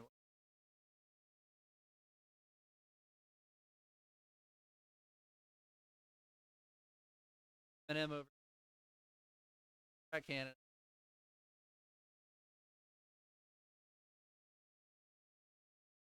Of this massive beast that can squeak like a fucking bug, can't reach the roads. Not a single one of them could say that. Nikki? This is another round where you will all be getting the same question. We're asking for a yes or no answer here. If you do not finish in the top two on June 2nd, will you endorse your party's nominee? Mr. Steyer, we will start with you. Yes or no? Yes. Do you want me to go to elaborate, or is it just yes? Yes or no? Yes. Yeah, I said yes. Thank you, Mr. Steyer. Ms. Porter, Absolutely, yes. I guess we are going to let you elaborate, so I'll go back to you, Mr. Steyer. I'll give you 15 seconds. Let me put it to you this way. If there's a Republican in the race, that Republican will be supported by and also supporting Donald Trump. Donald Trump is raising our gas prices. Donald Trump is kicking 1 to 3 million people off Medi-Cal. Donald Trump is he is trying to punish California every way he can, and the people who are supporting him are also supporting ICE. That is a legal organization that is terrorizing Steyer, and thank you. victimizing Mr. Californians. Steyer. Holy shit, I gotta know. Gotta know how long. That's a long 15 seconds to ramble about Trump. The question is, will you support the party's nominee if you don't take it? If there's a So I'll go back to you, Mr. Steyer. I'll give you 15 seconds. Let me put it to you this way. 58. If there's a Republican in the race, that Republican will be supported by Donald Trump. Is people who are supporting him are also supporting ICE. That is a legal organization that is terrorizing Steyer, and thank you. victimizing Mr. Californians. Steyer, How thank can I you. support that? Every Mr. Steyer, Democrat thank is you. bad. Ms. Porter, I know that you said yes. Your response. Yes, absolutely. And I have a track record of supporting other. Oh my God. Can you speak, lady? You're already in last place. Can you speak properly? Come on. Listen to this. Yes. Your response. Yes, absolutely. And I have a track record of supporting other Democrats. Response. Yes, absolutely. And I have a track record of supporting other. Yes, your response. Yes, absolutely. And I have a track record of supporting other Democrats. Mr. Steyer likes to talk about his giving pledge, but what he's done with his own money is more give me an opportunity to be the governor. I think it's really important that we support other Democrats. I've campaigned for other people in purple seats. I've raised money for other people. I was a successful fundraiser and a successful campaigner, and I've used that to beat Donald Trump everywhere we can, and I would do the same thing. Woman beats man. Ms. Porter, thank you. Mr. Mahan, we'll come to you. If you don't finish in the top two on June 2nd, will you endorse your party's nominee? You have 15 seconds. Well, we don't have party primaries, but assuming there's a Democrat and a Republican, I'll endorse the Democrat, but I will make very clear to them and everyone else that the best resistance to Donald Trump is delivering results in people's lives, just as I've done as the mayor of the third largest city in the state, where we're building thousands of homes. You know, he's spot on there, actually. The best way you can politic party implementing policies that best way you can. Mr. Mahan, We've reduced crime and reduced homelessness. Mr. Mahan, thank you. Mr. Becerra, same question to you. Tom the billionaire, they're cutting off Mr. Mahan after like 10. What we need is the best person who can fight those who are attacking California, like Donald Trump. Someone who's actually taken on Donald Trump, not just fought, but won. Not someone who just wants to fight to do more for housing, but has and can improve the lives of so many people, has fought for better health care. I will support that Democrat in the runoff. Mr. Becerra, I'm hoping thank you. I'm the one that's there. Mr. Becerra, thank you. Frank. I'll ask the Republicans now. We've heard from the Democrats. Mr. Bianco, if you do not finish in the top two on June 2nd, will you endorse your party's nominee? 15 seconds. The only people who are hurting California are Democrats. It is not Donald Trump. They keep saying Donald Trump because Democrat policies are a dismal failure in California. They have nothing to point to. If I'm not going to support Boogeyman, the boogeyman made our gas high. Gas was high before. Oh, it's the boogeyman's fault. Boogeyman's fault. Don't listen to these people. Boogeyman. Trump. my opponent, because it's going to be he and I going to November. Okay. Thank you very much. Mr. Hilton, if you do not finish in the top two on June 2nd, will you endorse your party's nominee? 15 seconds. Yes, I will, because we've had 16 years of one-party rule by these Democrats. It's given us the I feel like you wanted to say by the highest poverty rate, the highest unemployment rate, the highest cost of living in America. It is obviously desperately time for change in California. It's time for some balance in our system. We have to elect a Republican as governor this year. Thank you very much. I don't know what's going to happen in this. Go look at the 20 presidential election. California. Similarly, Texas. So, might see California.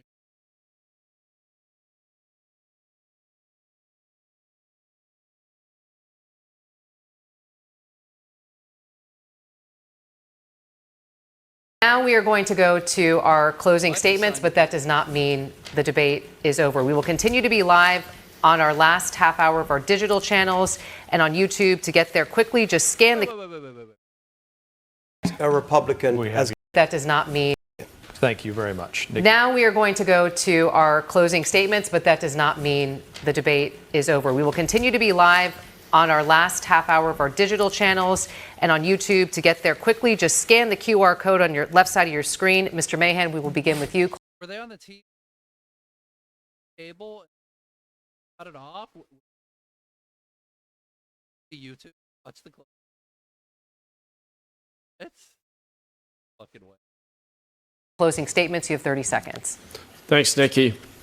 I'm running for governor because Californians deserve better. We deserve a government that is accountable for delivering results in people's lives. As mayor of the third largest city in the state, I've delivered the biggest decreases in crime and homelessness. We have thousands of homes under construction. I know what it looks like to take on the establishment within my own party to make government deliver results for working people. We don't need MAGA, but we also don't need more of the same. That's why I'm offering something different. Mr. Mahan, thank you. Ms. Porter, you have 30 seconds. California, this election is about who you can trust to fight for you. One candidate is a billionaire who got rich off polluters and ICE prisons and is now using that money to fund his election. Another candidate for nearly 40 years cashed corporate checks and then lacked the courage to take them on. I'm not like them. I have never taken corporate money. That's why I have always stood firm against Donald Trump and special interests. I'm like you, a mom fighting for a better future for California.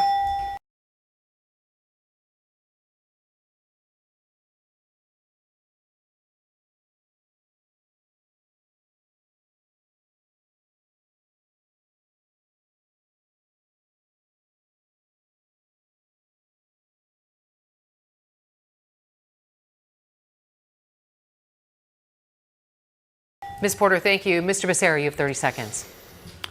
California is going through a crisis.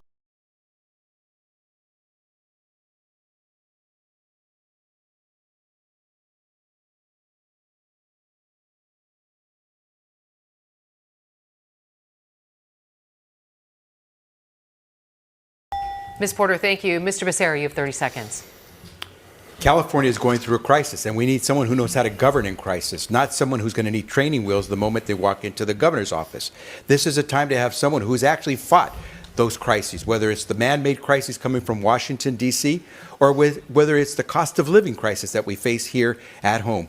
We need someone who's actually fought and won, beat back Donald Trump to save the Affordable Care Act all the way to the Supreme Court, beat back Donald Trump in preserving the DACA program for Dreamers, been able to do that and win for the people. Mr. Becerra, thank you. Mr. Bianco, you have 30 seconds. Yeah, we have all heard their platform now. It's more taxes and a complete lack of responsibility. I have 33 years of dealing with the consequences of their poor decisions and of their poor policies and the Democrat agenda for the last 33 years. I am running for Californians because Californians do deserve better. They deserve someone with honesty, transparency, integrity, and most importantly, proven leadership. If you want the status quo, keep the status quo. If you want a better California, I'm asking for your vote. Mr. Bianco, thank you. Mr. Steyer, you have 30 seconds. The people raising the cost for California don't want me to be governor. I'm the change agent here, and they don't want change. And in politics, it's pretty easy to figure out who you are by seeing who opposes you and who supports you. Let me tell you who opposes me. The oil companies, PG&E, the realtors, the drug companies, Donald Trump, and the head of ICE. Let me tell you who supports me. Progressives, environmentalists, organized labor, including teachers. Notice how he listed like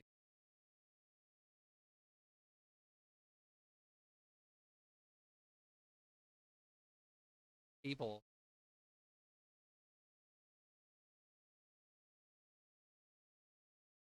Progressives, environmentalists, organized labor, including teachers and nurses. None of these people are fighting anybody else no one else on this stage is having these corporate special interests oppose them. They want to stop me because I'm going to change California. Mr. Steyer, thank you. Mr. Hilton, closing statements, you have 30 seconds. We obviously need change in California. The system is not working. I'm the only one here who has never run for office before. I'm not part of this system. These Democrats can't get it done. Matt Mahan talks about his record in San Jose. Actually, homelessness and crime are going up. Javier Becerra talks about his time in government. He thought it was a good idea to put masks on 2-year-olds. We need real change in California. We need to think different. We need to vote different. My plan to make our state Cal-affordable is real and serious, and we can get it done if we just vote differently this year. Mr. Hilton, thank you. All right, with that wraps up the first hour of our debate tonight. We want to thank all of the candidates, first of all, for being here. We hope you will join us for another half hour of the debate, including your viewer questions. We're streaming live on your local Nexstar station's Plus channel. You can also watch it by scanning the QR code on your screen. We will see you.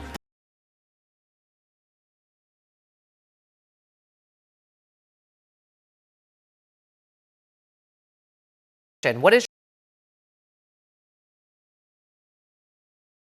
This is the question. What is your plan to lower the cost of housing? Mr. Mahan, we're going to start with you. You have 60 seconds. Thanks, Nikki. In San Jose, we were approving thousands of housing units, 20,000 housing units over the last 7 years or so that weren't getting built. I led us through a process of looking at the data and recognizing that we in government are often in the way. We did hard things. We sped up permitting. We've used new technology to make it easier to apply. And most importantly, we reduced one-time fees that look good on paper, but we're blocking the very thing we need, housing and opportunity for people. We now have thousands of new units under construction. That's a template for the state. That's how we'll move forward. I know what's at stake. I grew up in a household that was paycheck to paycheck. I remember my family, my parents arguing about how to make the mortgage payment. Solving this problem is the most fundamental way to expand economic opportunity and upward mobility in California, and I will get the job done. Mr. Mahan, thank you. Mr. Becerra, same question to you. What is your plan to... That's got some... You just say...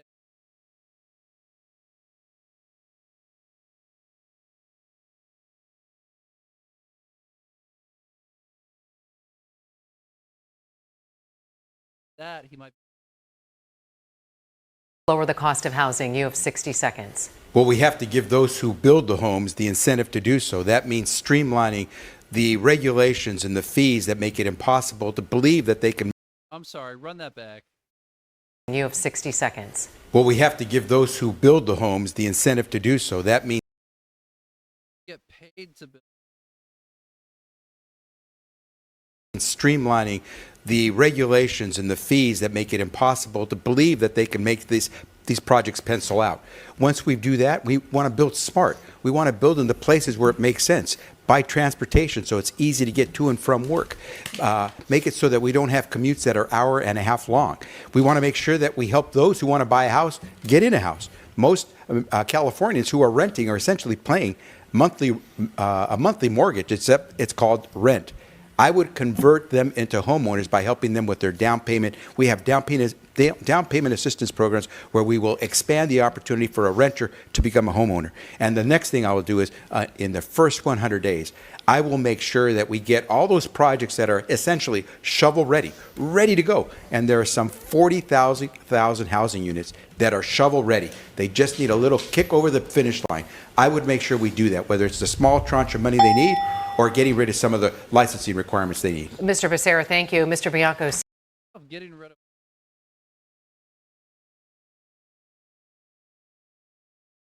Depends on what they are. Same question to you. What is your plan to lower the cost of housing? You have 60 seconds. We're going to all be honest about the problem. The problem is California state government. California state government created this housing problem. It is not that we can't afford a house. It's that builders can't afford to build a house because of the excessive regulations on our building industry, along with every other business and industry in California. On day one, I remove all of those regulations from our building industry that will allow as much as a third, sometimes more depending on location, to a third of the price of a home to be removed off of that $900,000 price tag just by getting rid of the government red tape. Instead of 3 to 5 years, it's going to take 3 to 5 months to build a house. We will encourage our builders to build. When we take the restrictions away, builders build homes. We do not have a land problem in California. We have a management problem. We have a government problem that we absolutely must take away. The restrictions, the big ones, all the regulations, but CEQA, Coastal Commission, CARB, all of those on our building and building industry will be removed. Mr. Bianco, thank you. Mr. Hilton, same question to you. You have 60 seconds. Well, if San Jose is the template for housing affordability in California, God help us. It was just rated the least affordable city for housing in the world. That is completely the wrong answer. The right answer is my plan, which was the first plan that I put forward in this campaign. Number one, we have to end this outrageous hidden tax on housing. They call it impact fees. It can add up to 20% to the cost of a home. Secondly, we have to reduce the extreme environmental regulations that make it 3 or 4 times as expensive to build the exact same home in California as in neighboring states. Number 3, we have to end the exploitative union lawsuits that are filed to block housing that extract project labor agreements that make the cost so much higher. And number 4, we have to end the war on single-family homes so that we can build the housing we need for young families. We need more starter homes in California. Mr. Hilton, thank you. Mr. Mahan, I'll give you 15 seconds to respond to Mr. Hilton. Yeah, thanks. San Jose has been the most expensive city in the country since before I was born because of all the jobs created there. I know that because my parents had to move 50 miles away, even though my mom grew up there, just to afford to buy a home. What I did as mayor, though, was take ownership of the problem, unlike all the talk you're hearing on this stage. We reduced fees, sped up permitting, and now we have thousands of homes under construction. Mr. Mahan, thank you. Mr. Steyer, same question to you. I don't like the caveat there. Now we have thousands of... How many homes?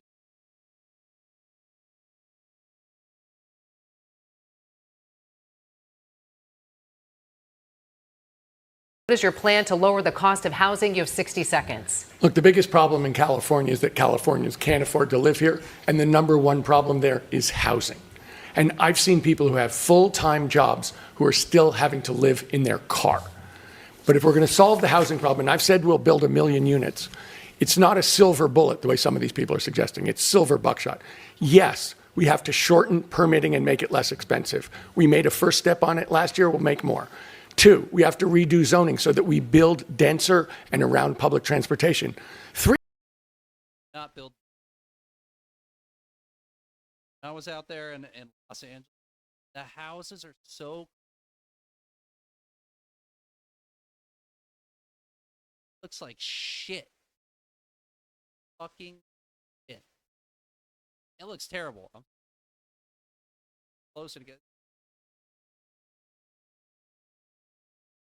Put up some...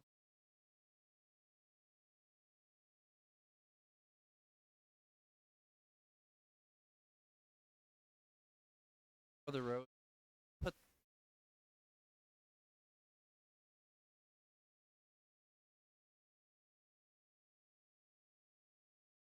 Bad dog. Bad Billy.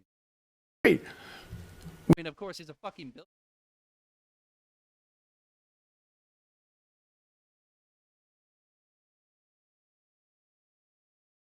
So that we build denser and around public transportation. 3, we need to actually drop the cost per square foot of... Yeah, around public transportation.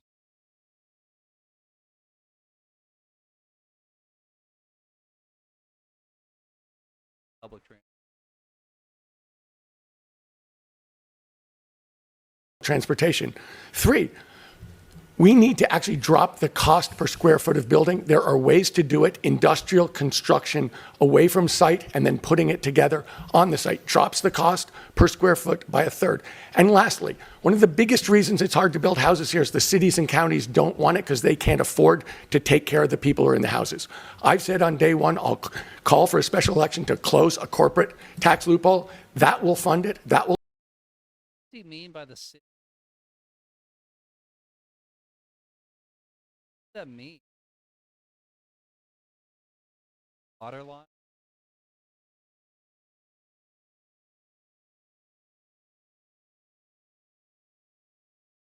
We'll get the cities and counties on our side. The realtors are mad at me. They're fighting me, but that's the only way we drive down housing costs for the people of California. Mr. Steyer, thank you. Ms. Porter, same question to you. What is your plan to lower the cost of housing? You have 60 seconds.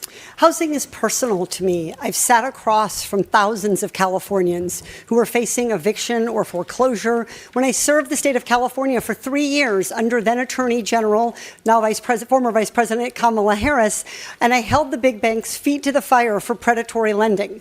I've also questioned CEOs of big banks about how the huge slice that housing takes out of their paycheck. Housing has been my #1 issue since I launched this race, and I have the deepest background in housing policy of any candidate on this stage. The key is to build faster. If we built at the same speed in California as states like Colorado, we could take 10 or 20%. Congratulations. have more experience than anybody else, while everybody all provided some kind of specific problems. And your answer is, we have to build faster. Great job. Stick to domestic abuse. Holy fucking shit. Off the cost of housing. That's real money back in families' pockets. It's not a couple bucks, it's cost. As states like Colorado, we could take 10 or 20% off the cost of housing. The key is to build faster. If we built at the same speed in California as states like Colorado, we Okay, so build faster. Other states are build faster. Money. could take 10 or 20% off the cost of housing. Right. That's real money back in families' pockets. It's not a couple Ow. bucks, it's hundreds of dollars. Ow. I just want to comment, Mr. Becerra, you have all these lovely plans, but there are never any numbers, any revenue plan, any details, anything that pushes. The only one answering this question who didn't provide a single specific detail. Your whole answer was, we have to build faster. Colorado builds fast. We built like Colorado. That would be cool. That's your answer. Embarrassment. On the status quo. It's just all due, but the how, the why, the how much, it's all missing. She's talking about the how. She didn't give any how in her answer. This guy gave a how. Democrat. This guy gave a how. Democrat. This guy gave a how. Republican agreed with both of these Democrats. This guy gave a how. Republican. Even the billionaire gave a how. But Katie Porter, the only woman up there, God, she's a side profile. Fucking ugly. Katie Porter, the only woman up there, the domestic abuser up there that we know of. Only one who didn't give a how, and now she's saying, "Oh, this guy, how are you?" Ms. Porter, thank you. Mr. Becerra, I'll give you 15 seconds to respond to Ms. Porter's comments. It's very rich to hear from someone who's never had to actually run a government. I have had to balance 4 budgets over the course of my time as Secretary of Health and Human Services. A budget, by the way, that was larger than the budget of the state of California. When I was Attorney General of the state of California, I had a fight, whether it was a corporate attempt to try to take advantage of Californians, or whether it was the Trump administration. I got in and I filed lawsuits. They weren't frivolous lawsuits. I won most of my cases because I knew how to put down the details and the facts. So it's easy to say you haven't done this. It's easier to prove that you actually have. May I respond? Mr. Becerra, Ms. Porter, we have to move on. We have a lot of questions that our viewers have for us next, and Frank is going to move on to those because we have a lot to cover in little time. We want to turn to some viewer questions that we assigned Oh, they said, "Shut the fuck up." at random to each of you in a random draw. Mr. Becerra, we're actually going to begin with you. Ashley from Paris wants to know, what is one specific... Okay, I'm sorry, but California governor, are we taking? So confused. Ashley from Paris wants to know, what is one specific cost, gas, groceries, utilities, childcare, that you will lower in your first year, and exactly how will you do it? You have 30 seconds. Ashley, one of the things that I will do immediately is I will freeze utility rates and I will freeze home insurance policy premiums, because I believe it is time that Californians had an understanding of why so many of them are paying so much for both of those charges that they have when they have a home.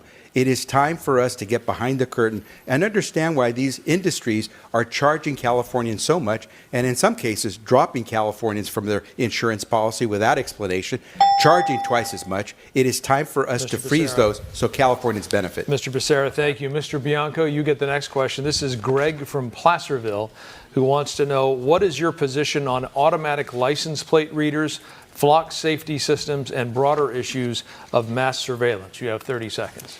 So I'm a huge proponent of flock camera systems, and not flock, but the type that the ALPRs for law enforcement. They have been a game changer for law enforcement. It's not about the misconception. I want to ensure him, we don't know you're driving the car from those license plate readers. They read license plates, that's it. And we are able to find criminals who use vehicles for that. Mr. Bianco, thank you. Mr. Hilton, you get the next question. This is Carlos from Los Angeles who wants to know, what are you going to do for California schools? You have 30 seconds. It's an absolute scandal that we have just under half of our students can read at grade level. For math, it's 35%. Here's the plan. We're going to learn from what works in other states. And around. Oh, man. There's an education problem across the country. Learn from what? Learn from our past selves. We have such a epidemic across the country. Look at others. Look at our past self. Around the world. The best way to teach kids to read phonics. We're going to have that in every school. The most important thing is that you learn to read by the end of 3rd grade. Just as Mississippi has done, we're going to make sure we're going to give you help over the summer if you can't, but if you don't meet the test, you repeat the grade and then you can move forward. And we're going to hold teachers and schools accountable for their performance. Thank you very much. Nikki? Mr. Steyer, Sophia from Folsom wants to know, what is your stance on remote work? You have 30 seconds. Gee, I wonder what the billionaire's stance on remote work is. Back to you, Tom. So remote work is enabling people not to make these huge commutes. And it is a way for us to save money. It is a way to keep people off the roads. So I am a supporter of remote work, period. But let me say this as someone who has run lots of organization and lots of teams. There's reasons to be in the office that involve human interaction, that involve mentoring, that involve the growth of young people. So when you're running an organization, yes, you have to take into account costs, but more than that, you have to account for the human growth of a culture and a team. Mr. Steyer, thank you. Hey, Ms. Porter, answer. Toby from Costa Mesa wants to know, do you agree with schools not notifying parents if their child identifies as a different gender? You have 30.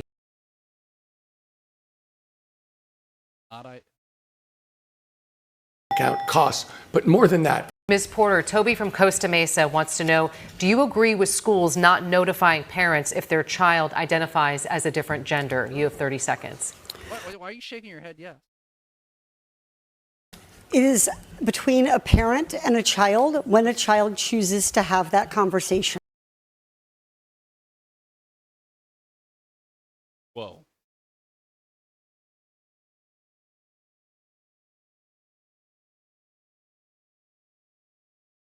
Is between a Identifies as a different gender. You have 30 seconds. It is between a parent and a child when a child chooses to have that conversation. The job of our educators is to teach them to read by 3rd grade. That is a really important benchmark to help them make the jump from Algebra 1 to Algebra 2, which opens the door to higher paying jobs. These are conversations. Algebra doesn't help. For kids and parents to have with each other and their healthcare providers. This is not a role for schools to be policing personal decisions. Ms. Porter, thank you. Mr. Mahan, John Carlo from Los Angeles asks this. How would you communicate with Donald Trump if he attacks you directly or policies valued in California? You have 30 seconds. I'm sorry, but Democrats need it.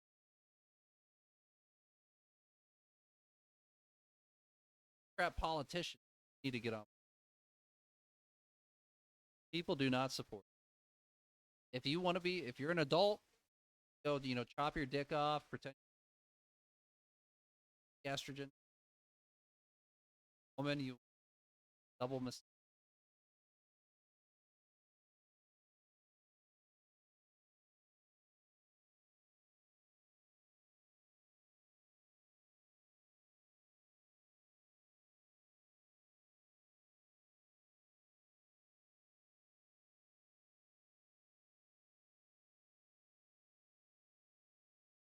No.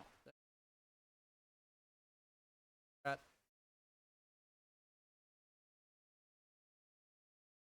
fucking driver.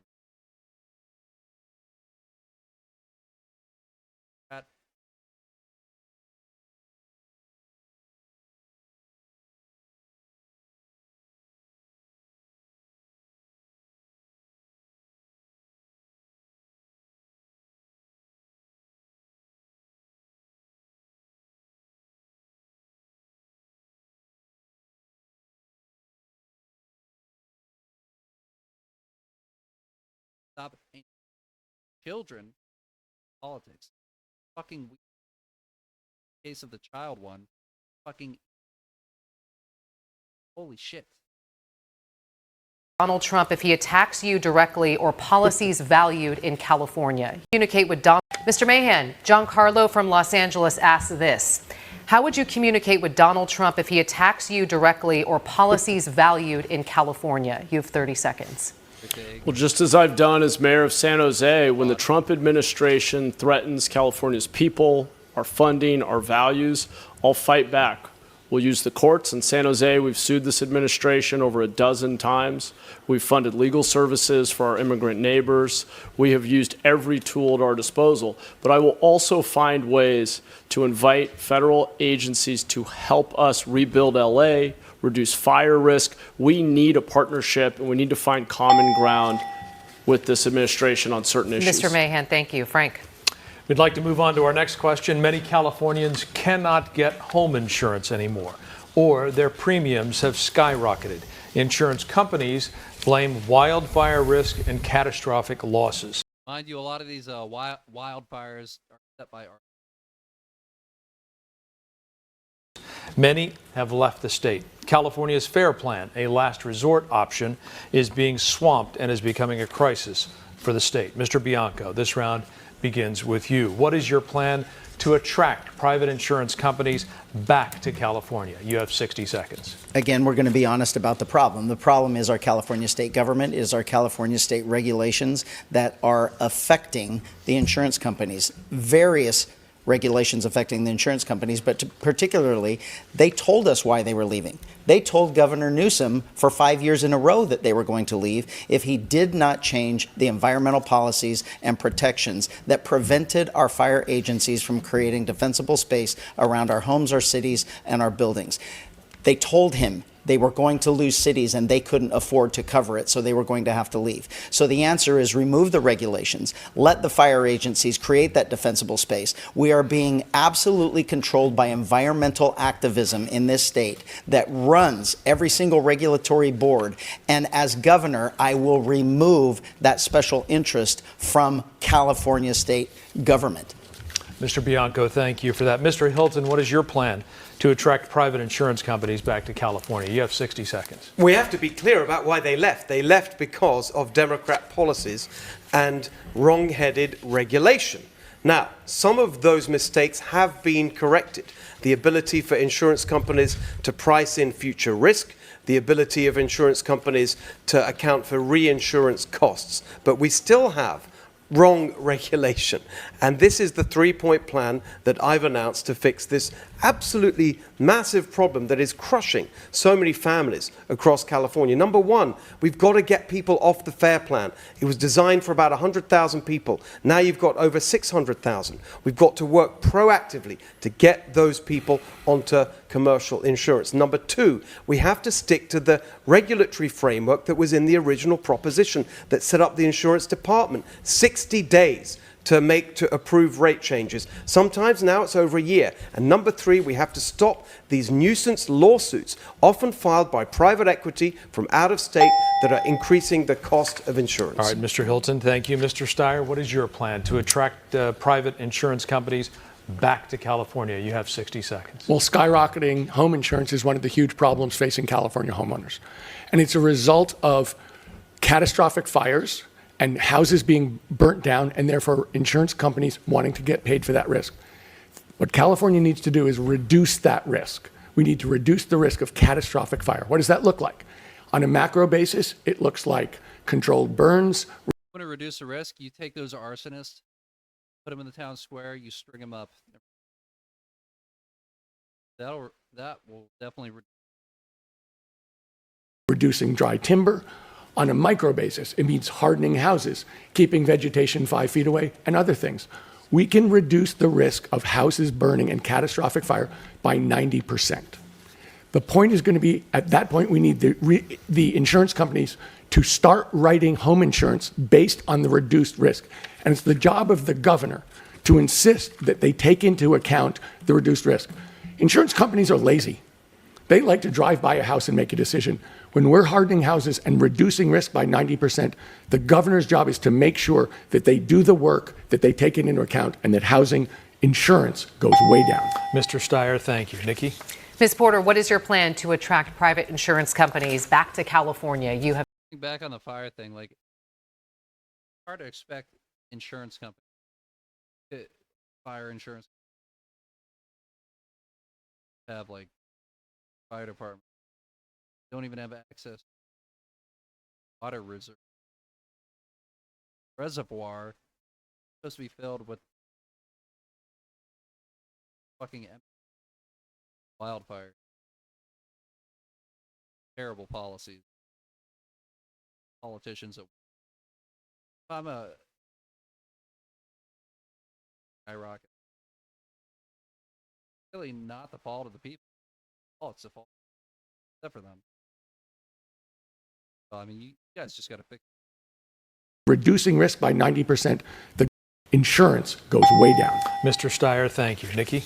Ms. Porter, what is your plan to attract private insurance companies back to California? You have 60 seconds. First, I just want to acknowledge that so many who have been affected by wildfires have not received the federal aid that California deserves from the federal government because of Donald Trump. I also think just today,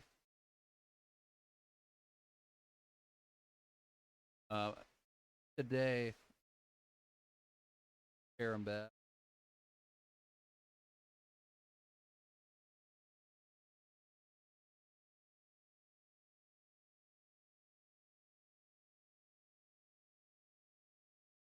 Palisades. I want to say, as a consumer protection advocate, I would absolutely hold insurers' feet to the fire to make sure they pay out.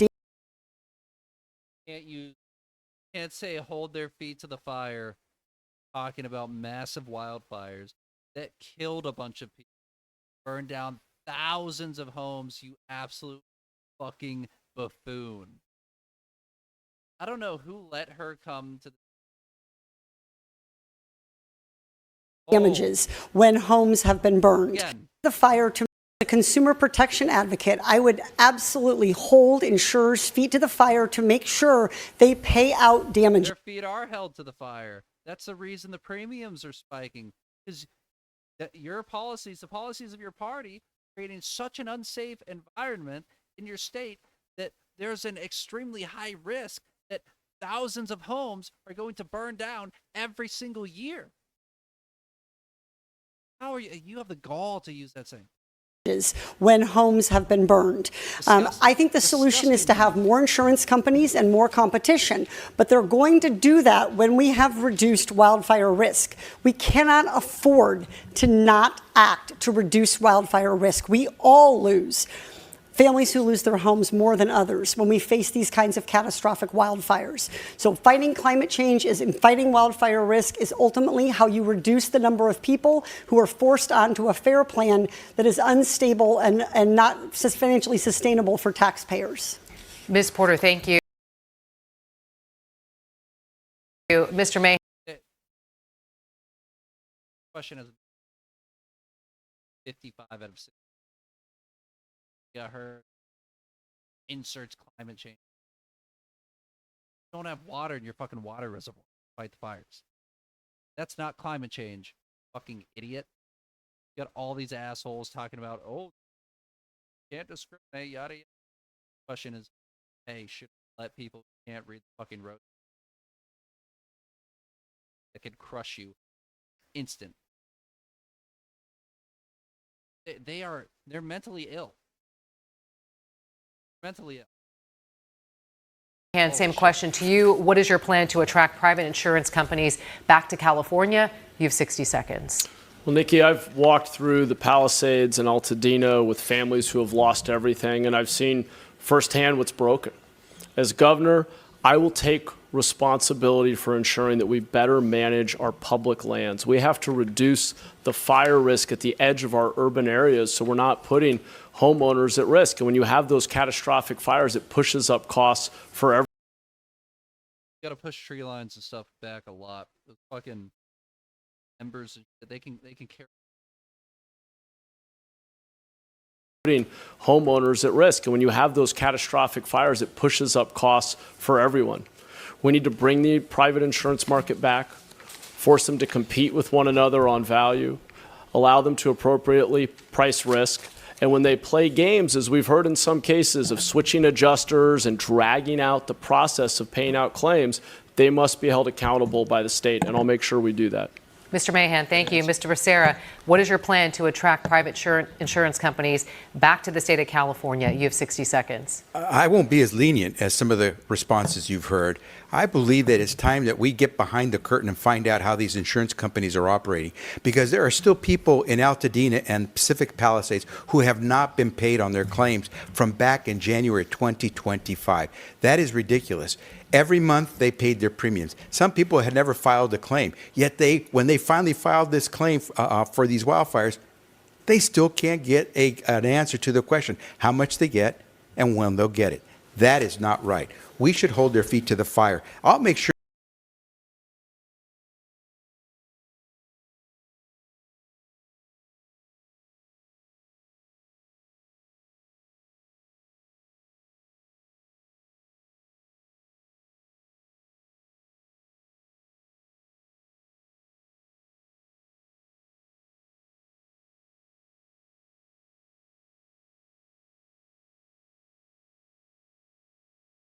The word optics. Have a little awareness of optics.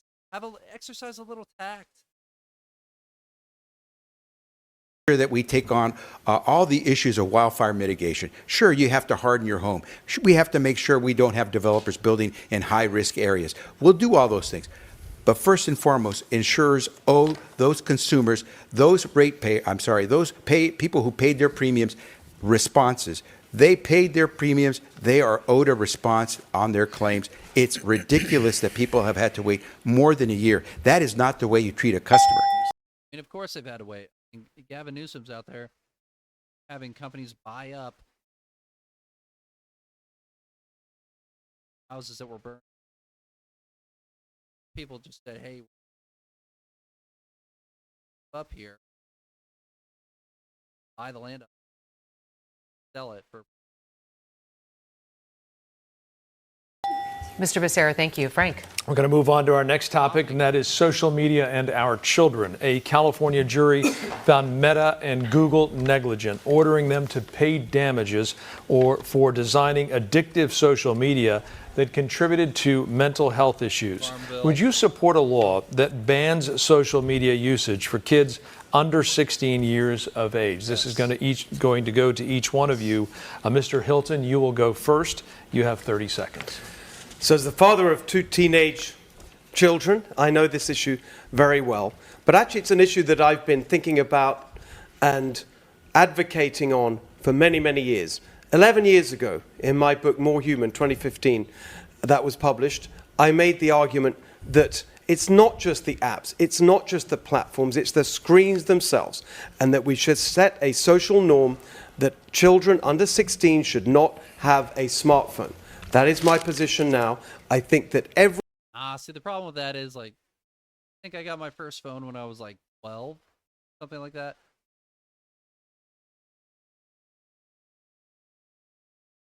I really remember. I think that's aware that small little human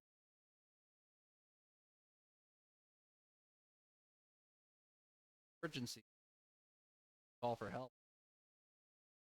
Call my mom. A phone? I don't know. Maybe gauge it based off the individual. I think definitely young. At minimum, high school. Yeah, 16. You can give them a smartphone. Alternatively,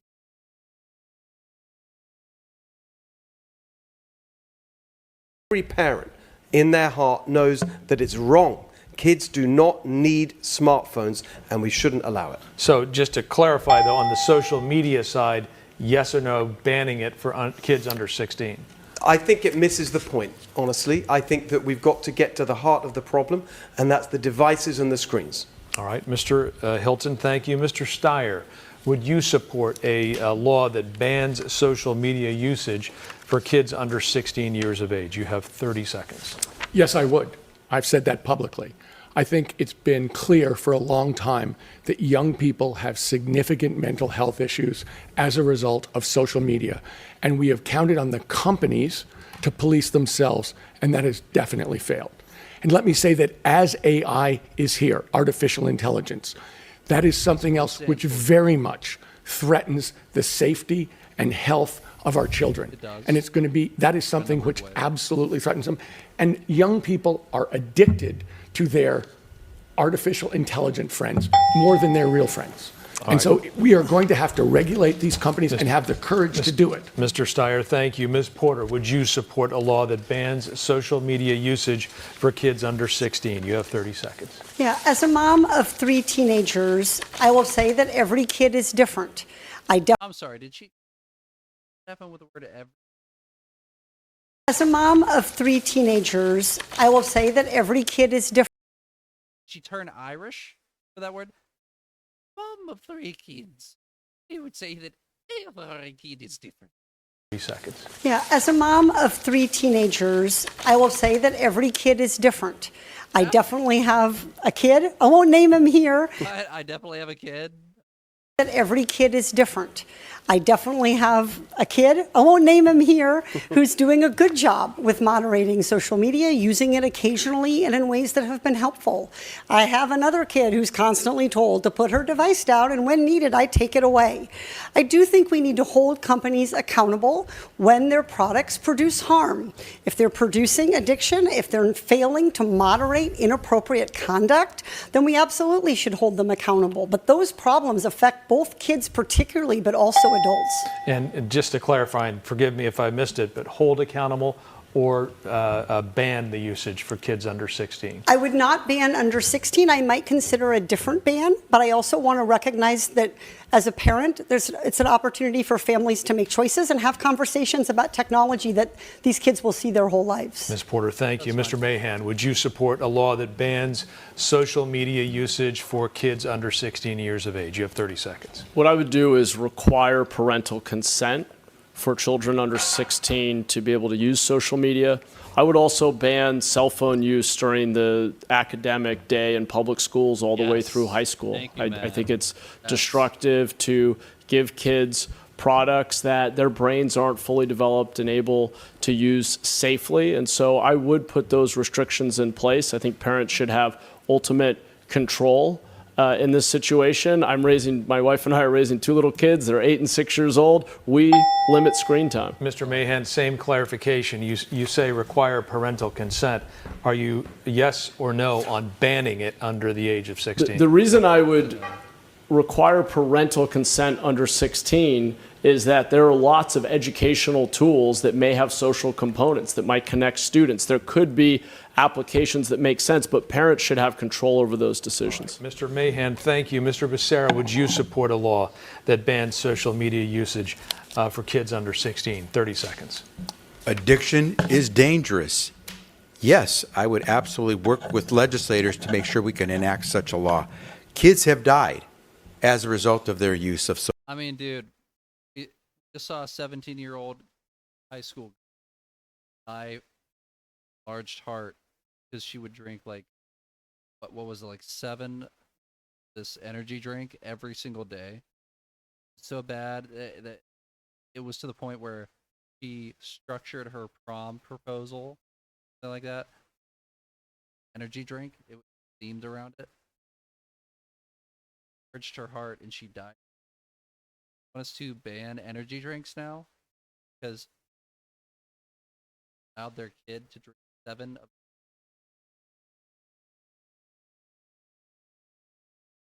That's terrible reason. Like if you're going to support it, have good logic, rationale. make sure we can enact such a law. Kids have died as a result of their use of social media. Kids are going into this spiral downhill where they're not doing anything but playing with their phone. It is time for us to act. And I will tell you, as a former Attorney General, I will enforce that law to make sure we are able to manage our children's development over the lifespan. And what I will tell you is this: we also have to help those families that are trying to manage their kids' use of these types of devices. Mr. Becerra, thank you. Mr. Bianco. You can't.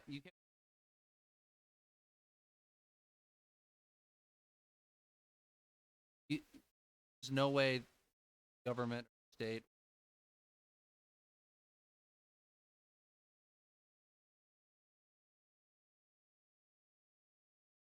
CPS, protection service.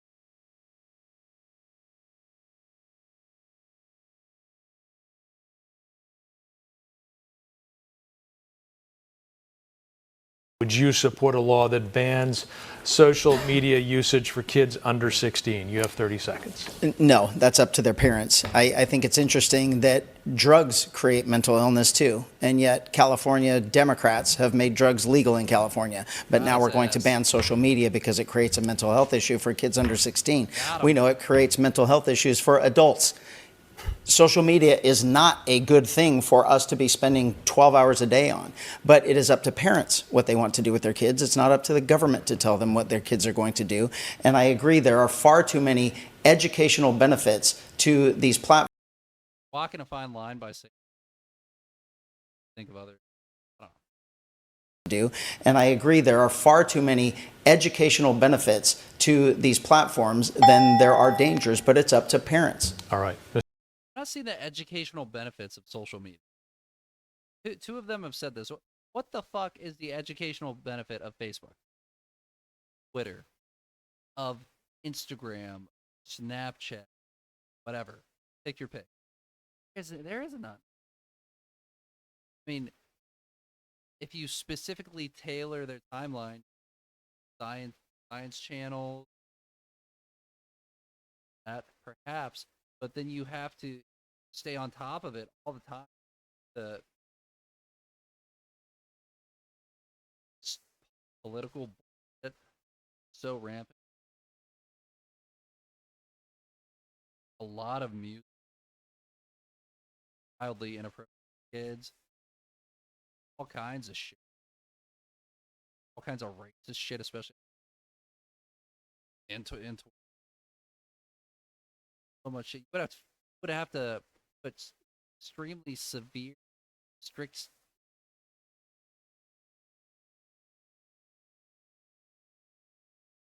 education. Mr. Bianco, thank you. Nikki? Time's winding down. So as we like to say in TV, we're going to switch gears and ask a bit of a lighter question. So people watching. Not even on TV. You guys cut your TV broadcast. Exclusive. Down. So as we like to say in TV, we're going to switch gears and ask a bit of a lighter question so people watching can get to know you on more of a personal level. Keep your answers a bit short here, but since we're on the streaming platform now, we want to know, what was the last streaming show that you watched? Mr. Steyer, we'll start with you. I think the last streaming show I saw was probably Marshall's. Marshall, streaming show of Marshall. Okay. Yep. Ms. Porter, last streaming show that you watched. I took a lot of heat from my kids for this, but I was watching Heated Rivalry. Okay. Ms. Porter, thank you. Mr. Mahan, last streaming show that you watched. It's the one with Kerry Russell. I think it's called The Diplomat, The or Diplomat. something. The Diplomat. Yeah, it's pretty good. Mr. Mahan, thank you. Mr. Becerra, last streaming show that you watched. I wish I could tell you that I have time to watch streaming shows. I can't tell you that I'm much of a TV watcher. All right, Mr. Becerra, thank you. Mr. Bianco, last streaming show that you watched. I don't stream and I don't watch TV. Okay, Mr. Bianco, thank you. Mr. Hilton, last streaming show that you watched. We're in the middle of it right now is Reacher. One of my sons really enjoys that, probably more than the rest of us in the family. But it's been good fun to watch together. Mr. Hilton, thank you. Thanks to all of you. Thanks to our candidates for being here this evening.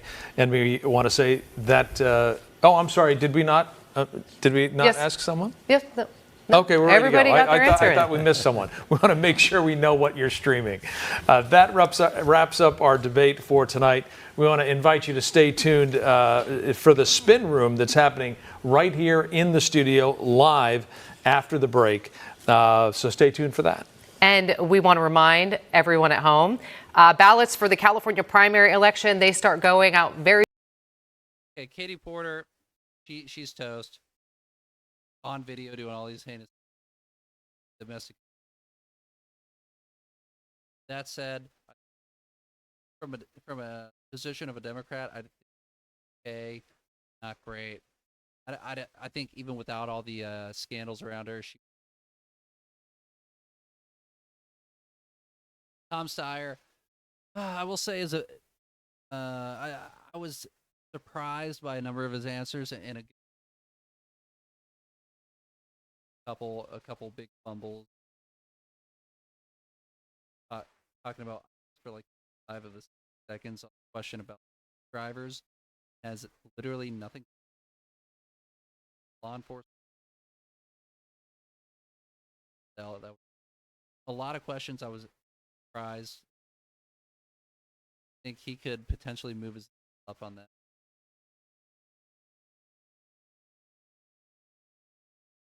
I really don't see after the debate. I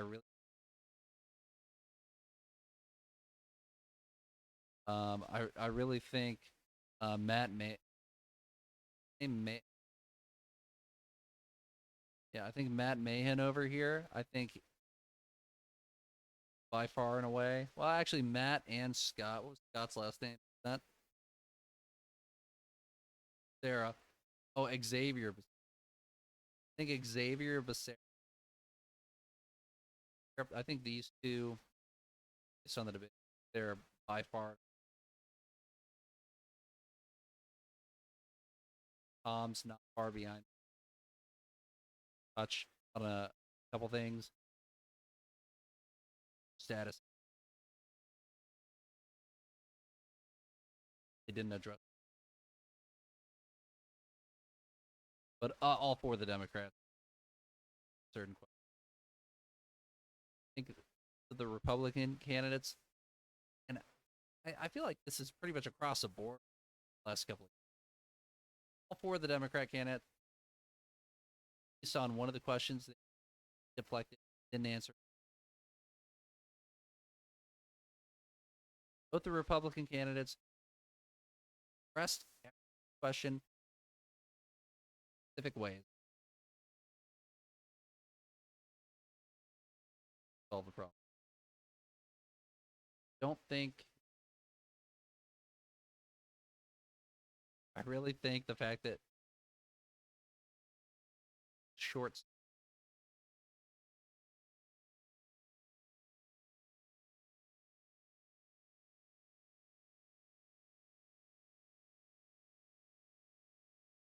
even me personally, every time he speaks, I have trouble. Not just because he has like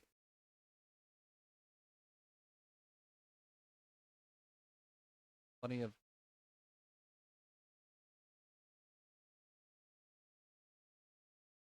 I don't know. But I do think his good.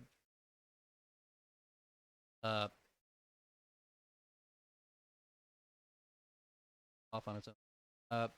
Chad Bianco here. They looking at candidates.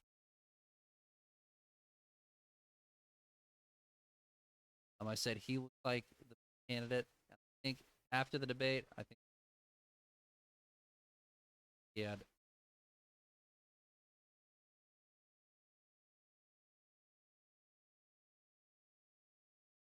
get to the problems. One exception being on home. Rest facets of it that Matt addressed, and then writing housing are really off the street gives them. I think that is, but how big?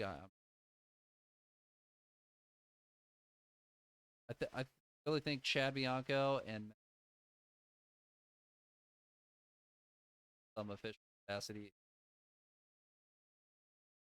Overall, I think overheat I think California will be okay.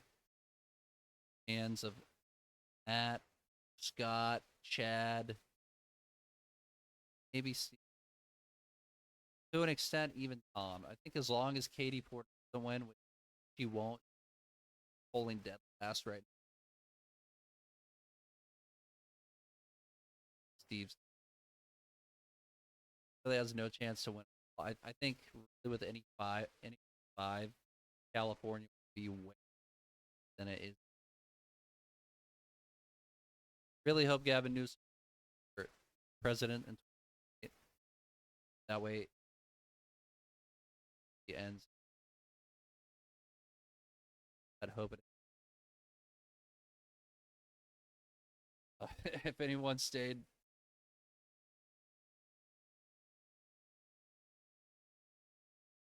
Fucking amazing. Shout out to my barber. Kind of fucked my hair out the last grass, so can't be this. They did 10 times in a row. And they did it. All right, anyways, I'll wrap up there. Good one.